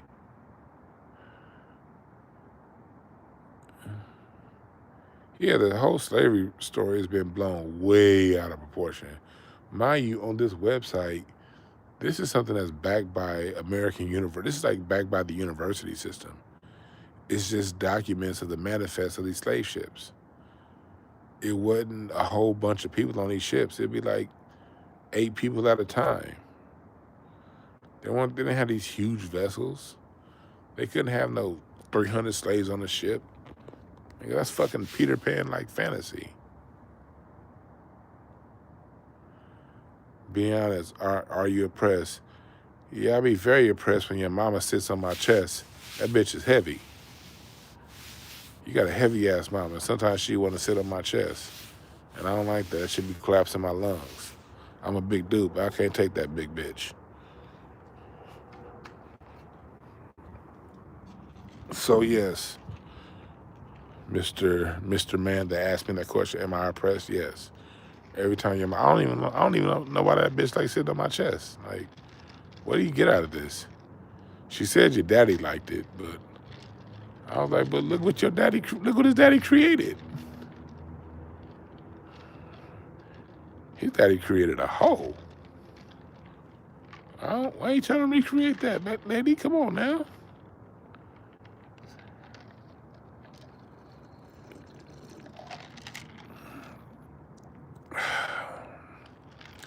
So back to what I'm talking about. You non-whites need to listen to me. This message is for you.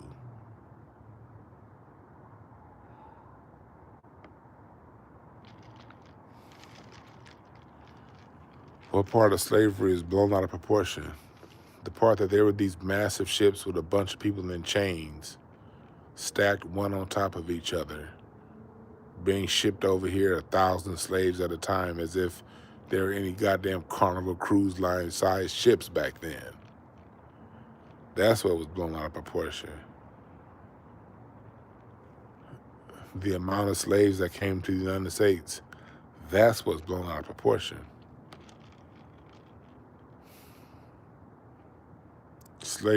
And the same thing, people that say slavery didn't happen. Slavery most definitely happened. People that there was no transatlantic slave trade. Yes, there was. It just wasn't on the scale that they make it seem like. That's all. It happened.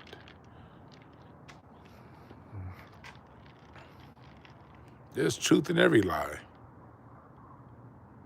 I wasn't shipped here. My family was already here, Cena. Now, your name is Cena. How did you get here? Did you catch a plane? Did you swim?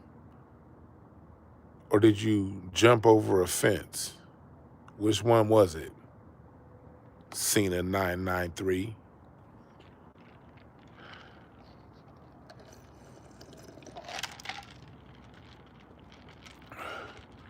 Somebody said, where did I get my, sir, where did I get my facts from? First off, that's not an educated question. He said, sir, where did I get my facts from? If you were in here earlier, I was breaking down my college credentials. What's your college credentials? And if you were educated, you would ask, what are my sources? What books did I read to learn this? That's a credible question. Where did I get my facts from? Only person that would ask a question like that is somebody who's not smart enough to read the book I would recommend if I gave you a book. You wouldn't pick it up because you're stupid.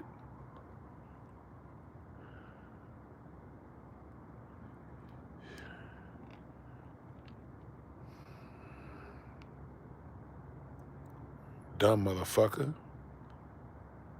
Hey, man, you racists are stupid. That's the thing about you racist motherfuckers. Y'all some dumb motherfuckers.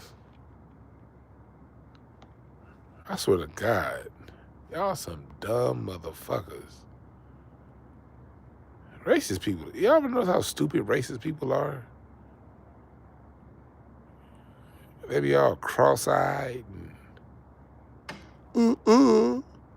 How do you know that? I looked.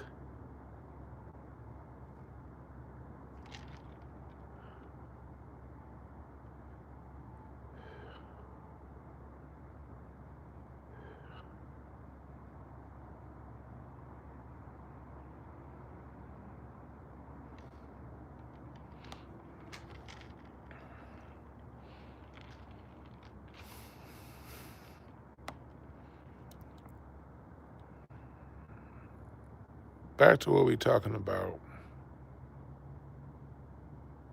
Yeah, we were reclassified. Natchez, Indian. In America, the United States of America relied the least on the transatlantic slave trade.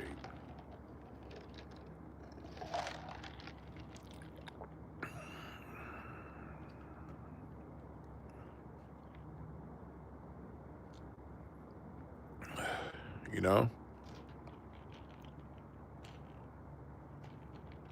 And so, but back to what we're talking about. Every time white and black and buffer class come together,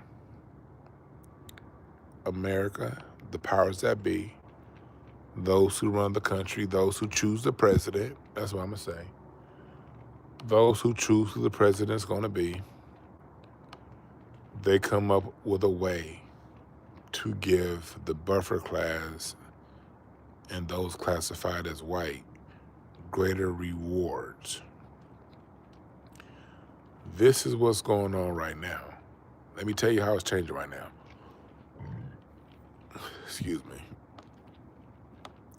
What's shifting now is the reason why you see those classified as white out in the streets. The rewards have run out. And you got a lot of people out there, you know how I say rebel without a cause? You got a lot of people out there who just don't, it's just all kind of stuff going on, and there's nothing directly harming white Americans right now. Like, white Americans don't have a direct threat. Like, immigrants, ICE is a direct threat to people, those who are of the immigrant class. But there are the people who are classified as white, who although they don't have a direct threat, they know that there's something wrong going on in this country. And so they're taking on this fight. And this is their vehicle to fight the system. The same way a lot of those liberals use George Floyd. George Floyd is their hero. Like we was mad George Floyd got killed, but it's not black people's decision to give. Ain't not one black person said they want a George Floyd statue. That's a white guilt statue. That's white folks, I accomplished something. We stood up for George Floyd. Let's give him a statue. Ain't not one nigga on earth said, man, George Floyd need a statue on the hood, nigga, on the set. Only nigga that said that shit was probably Steven Jackson, goofy ass. That's not our decision.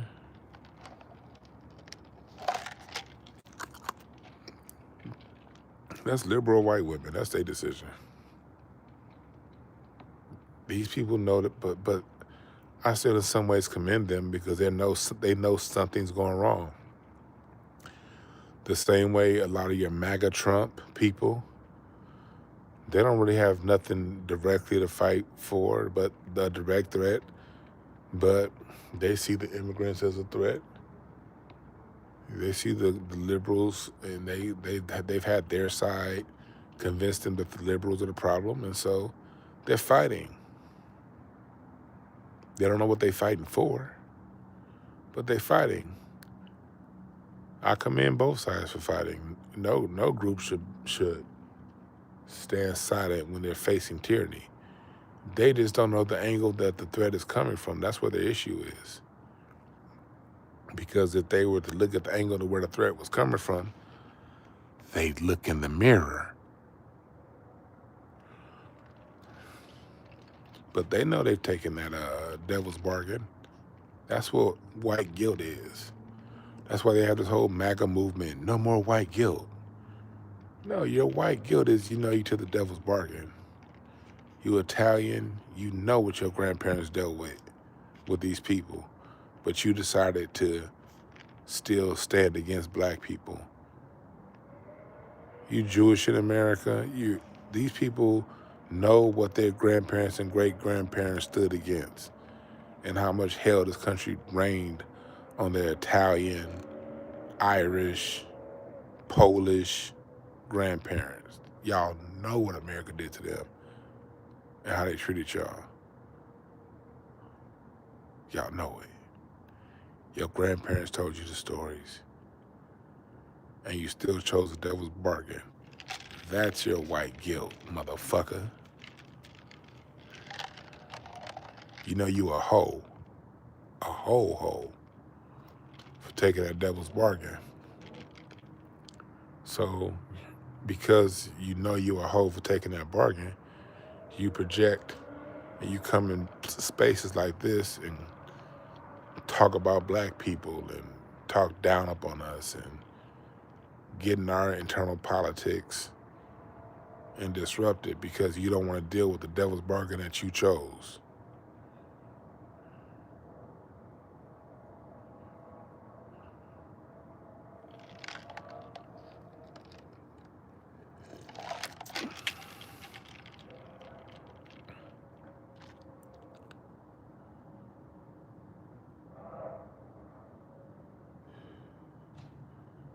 Somebody said, no, he's talking about the devil. Where is Jesus? Jesus went down to your mama for 3 days and 3 nights and sent her to heaven. Your mama was getting that Holy Spirit head for 72 hours. That's where he is. So, back to what we're talking about.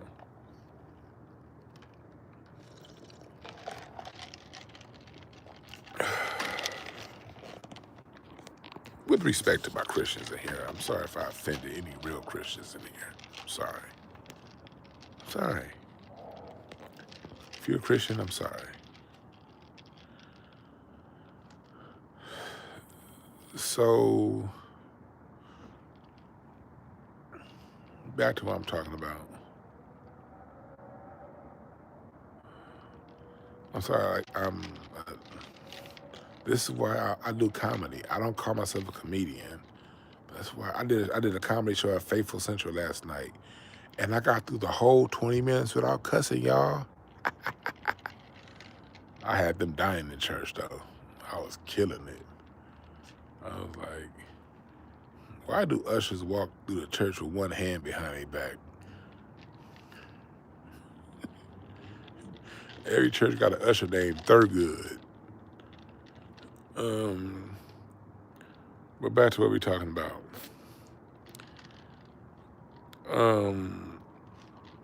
So I'm an asshole, y'all. I'm a Gemini. I love, but I can be a dick sometimes. I'm sorry.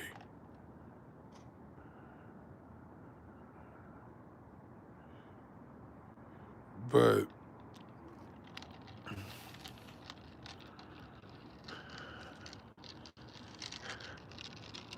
see, I got my barbecue grill set out.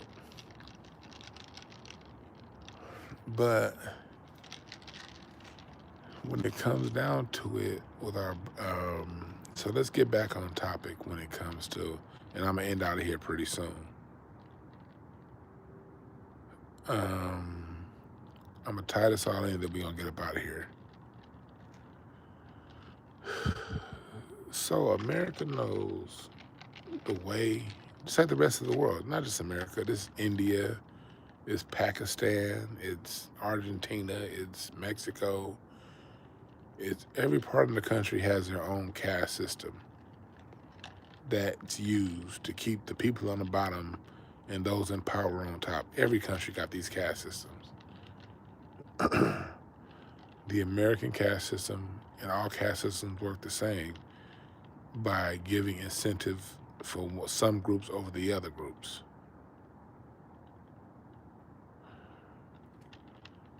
So it is not the reason what we're seeing right now in this fight is America's not, the benefits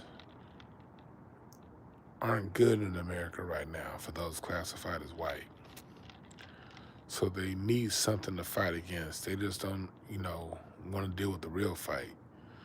So they got to get this out somehow. So the left is fighting and the right is fighting.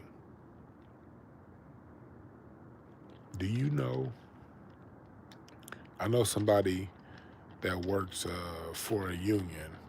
Do you know, like, some of them ICE protests here, like in LA? These are people like from like the teachers union. Like, it be people like that are like union workers, but union workers are like, they be required to spend time at these protests. I know somebody in the teachers union. So when you watch the news and you see people protesting, a lot of those people are on the clock.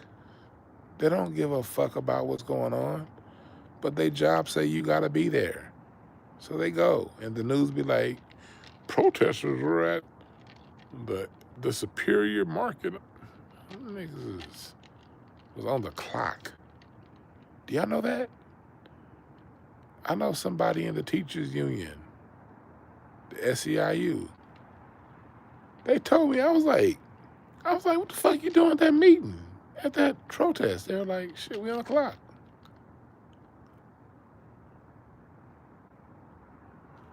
blew my mind.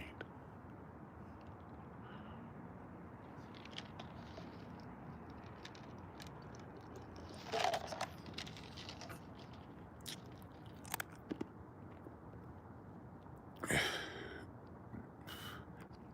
saw some, Andrea Jones. The thing about it is, the thing about it, I can't even call them ops. They just people that work. I will call them props, not ops. But I understand your sentiment and why you said that. Personally, I will call them props, not ops.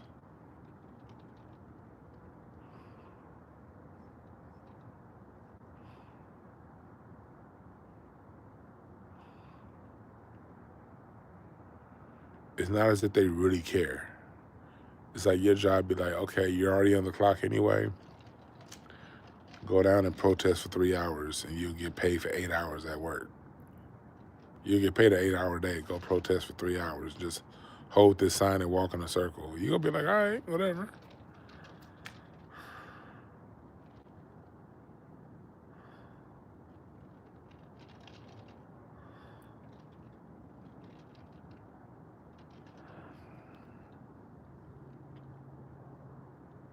Mm-hmm. Pay attention. And that's not saying all people are. There are some people out there. I can speak for LA. I can't speak for your city. But I'm on the streets here in LA. I know what's going on.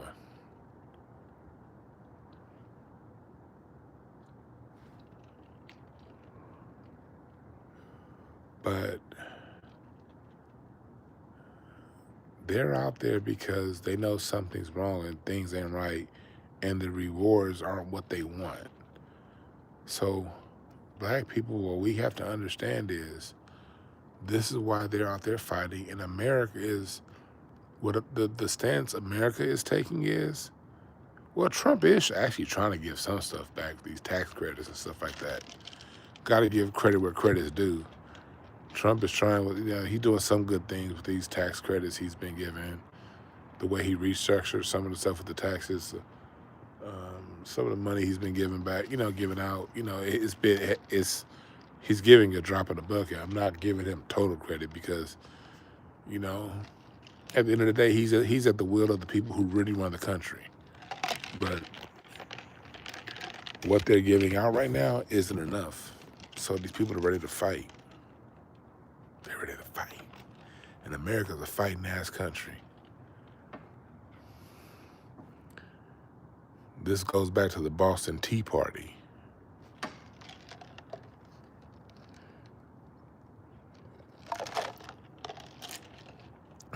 We're coming up on a Boston Tea Party moment in America. That's why your black ass need to sit your ass down and watch it happen.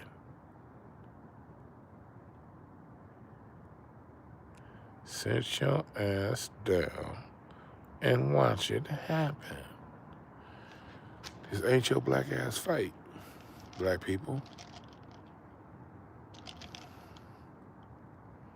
This is people who took the devil's bargain, who are no longer getting the goodies, as Professor Black Truth will say, the goodies and guarantees that they thought they deserve. That's what this is. They're just mad that they're not getting the goodies and guarantees that they thought they were going to get.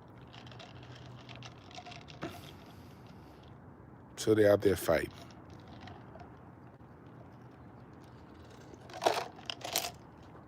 They're mad, but they don't know what to be mad at. And what America is saying is, fuck you, fuck your goodies, and fuck your guarantees. That's what America is saying. Get in line, white people. We done gave you enough goodies and guarantees. Look. America is saying you ain't getting goodies and guarantees, but you still got more than them niggas got. Get in line. Let me remind you who I really am. That's what America is saying right now to people who classify themselves as white. people classified as white. America is saying, get your punk ass in line. You're not really white. That's just some bullshit. We blew up your ass so you can oppress them niggas. Get your ass in line. Don't nigga, what? America is telling people classified as white, do not bite the dick that you sucking. Because y'all been sucking off of that government dick since the 1600s. Don't bite this motherfucker. Psst, bitch. That's what America's saying right now. Get your ass in line, motherfucker. You want to go back to Europe and get that lice, motherfucker? I delivered you from lice. That's what America's saying right now.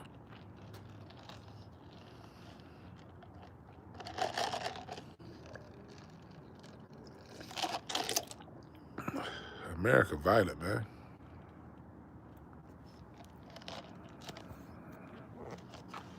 America government. Hey, GDE, rewind this 2.5-hour broadcast, brother. I broke down the American government as constructed, the pre-colonial government, I should say, as constructed 350 years ago during the time of Bacon's Rebellion. We spoke for an hour and a half just on Bacon's Rebellion. So if you come in here late saying dumb stuff, rewind and educate yourself.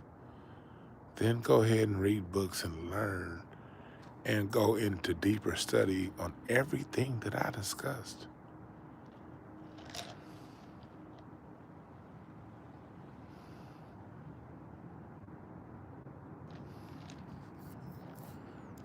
Well, if you just got here, read the timestamp and just assume maybe the thing that I'm mad that he's not saying, maybe he's not saying it because he already said it.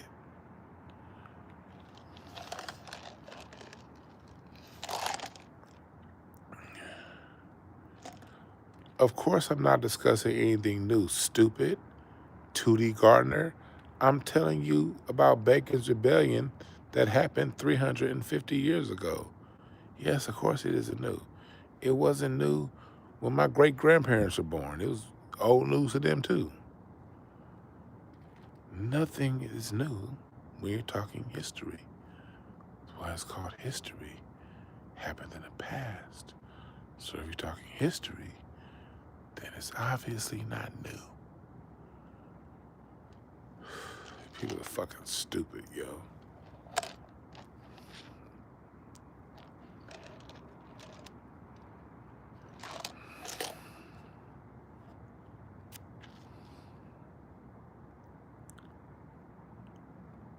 That's right, Sonya T.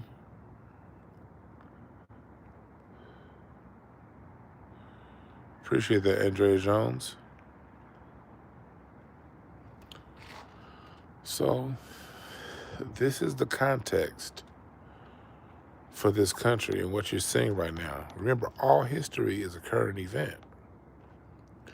So, people who are classified as white, 2 of them being killed in America in the last 2 weeks, and both were killed obstructing American justice. America likes to give public displays of whipping its buffer class, so others in the buffer class know that they're placed, and you have white liberals getting in the way. So now the white liberals are having to get reminded that, hey, look here, homie, you're still a serf. Your grandparents were serfs. Get your ass back in line. America's reminding the former serfs of Europe that you're in the nobility class here in America because of your classification. Act like it. 'Cause we'll send you right back to being a serf now.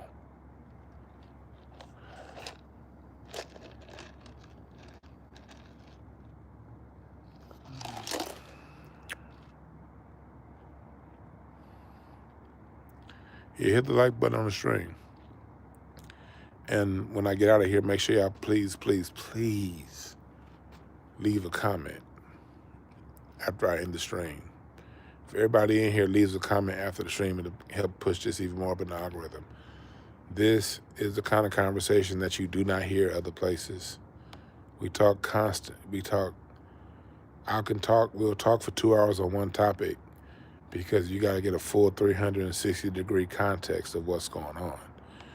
If people are just talking to you like Charlie Kirk or Anton Daniels and they're just telling you, this is what's wrong, but they're not answering who, what, when, where, why, and how, they blowing smoke up your monkey ass, all right? So channels like this who don't blow smoke up your ass, we're not the preferred in the algorithm. So we need your help by leaving a comment after the video. And then you have a little button when it says boost. When hit the boost, but hit that boost button. If you want to see more of this and less gossip talk, hit the boost button after we're over with, all right? Appreciate the Cash App. Thank you for the Cash App. For some reason, Cash App isn't showing me who sent it. It's just saying I got a Cash App. So I'm going to go back and hit the like button and everything. But it's not giving me, the hype button. That's what it is. Hit that hype button.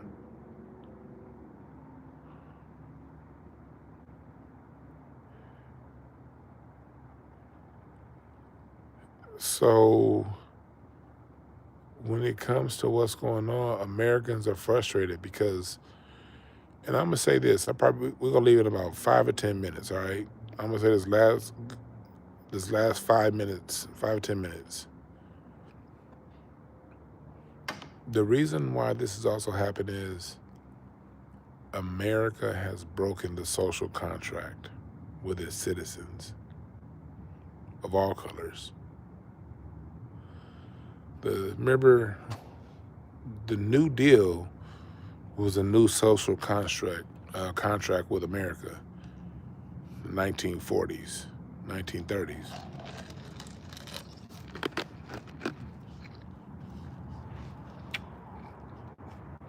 The New Deal was a set. I was on my grill earlier.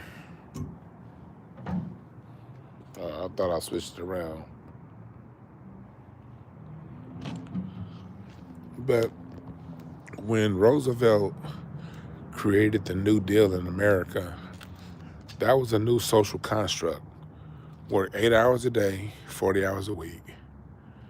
Work at this job, retire at 65, get a retirement, pension, and Social Security. That was a social contract. Worked for our grandparents. But a lot of us, I'm in my mid-40s, a lot of us, our parents, the baby boomers, it worked for them early on. But we saw through the 80s and the 90s that really in the late 80s into the 90s, we started seeing that social contract started to get broken. That's some massive layoffs started to happen. That's when consolidation, a bunch of companies getting bought out. Remember, you used to have TWA Airlines, Pan Am Airlines, KLM, and now all them airlines are united. You used to have U.S. Airways, Continental Airways. You just got American now. You just got American, Delta, Southwest, and you used to have tons of options, but consolidations, tons of record labels, tons of, you used to have a bunch of electronic stores, big box stores, and mom and pop. But things started to get consolidated and people started to get laid off. And so government layoffs, things like that. And so the social contract started to get broken. Now people aren't getting to 65 because they're getting laid off at 56, 53, and not getting a job that good again. And it started hitting black people in the 80s and the 90s. But in the last 20 years, it's really hitting white people. The powers that run this country broke the social contract. They broke the social contract that was set with the New Deal.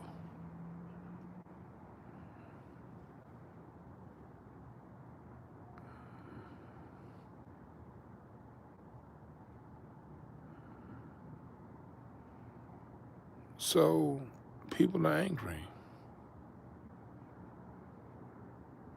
Remember when the New Deal was constructed, the reason why service industry jobs weren't included was because those jobs that black people had. Appreciate the Cash App. I still can't see the names on the Cash App, but I appreciate the Cash App. I don't know what's going on with Cash App, but I'm getting a notification I'm getting a Cash App, but usually a name will pop up, but no names are popping up. So I'll make sure to give you an emoji when I return, but I appreciate the Cash App. So in the New Deal, remember, the New Deal only passed because those classified as white America wanted to make sure that black people wouldn't benefit. Remember that. Black people couldn't collect from Social Security initially. The New Deal passed because it did everything it could to exclude black people. So yes, black people, we did get some crumbs off the table with the New Deal, but we were last in, first out. Again, that's why this isn't our fight. America broke its social contract with those they chose to classify as white. Stay out of this. This has nothing to do with us.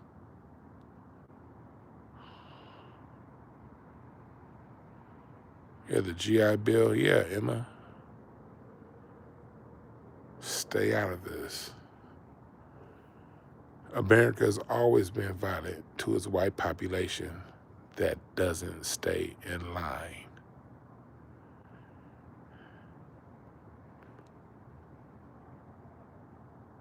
This is a population that's getting out of line.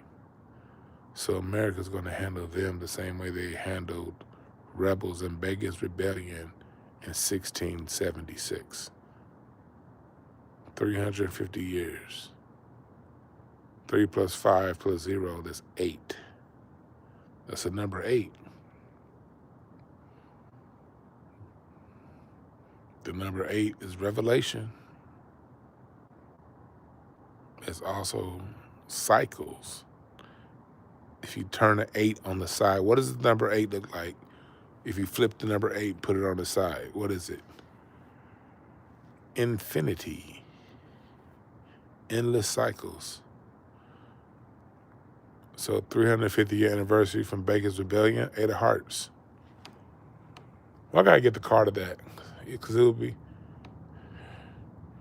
chat room. Let me see here. So 38, my bad. I'll pull it on my calculator. The 38th card in the deck, King of Hearts, Queen of Hearts. Okay.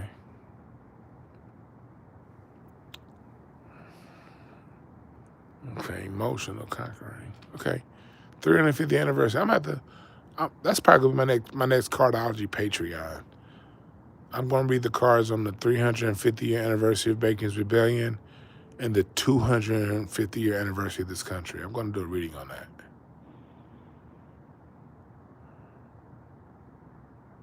Appreciate the Cash App.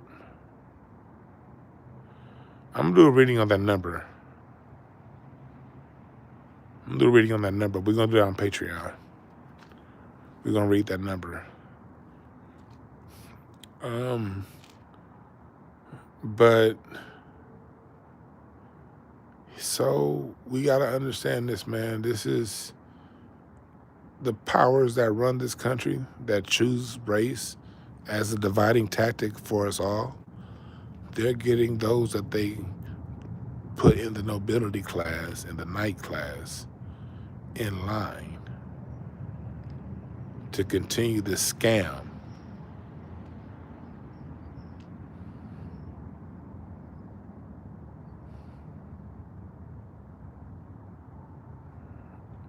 So understand that, all right?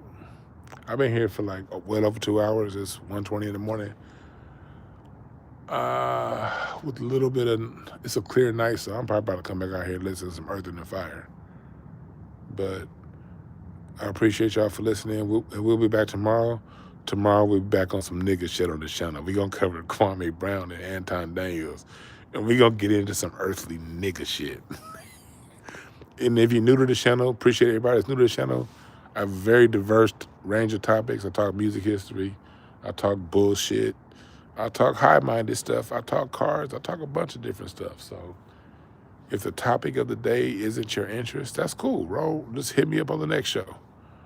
I'm sure because I talk about so many different things, some things won't interest you. But if it do, stay around, hang out. If it don't, just be like, all right, I'll see Dwann on the next video. All right? Y'all have a good one. I'm out. Hey, C. Diggs, I just saw that. Fuck the Patriots. I don't have a football team. I just want the Patriots to lose. Sorry about that. I love you, C. Diggs. I love my mods. I love everybody here. I just saw C. Diggs comment right when I hit end. I don't have a football team. I just don't want the Patriots to win anything.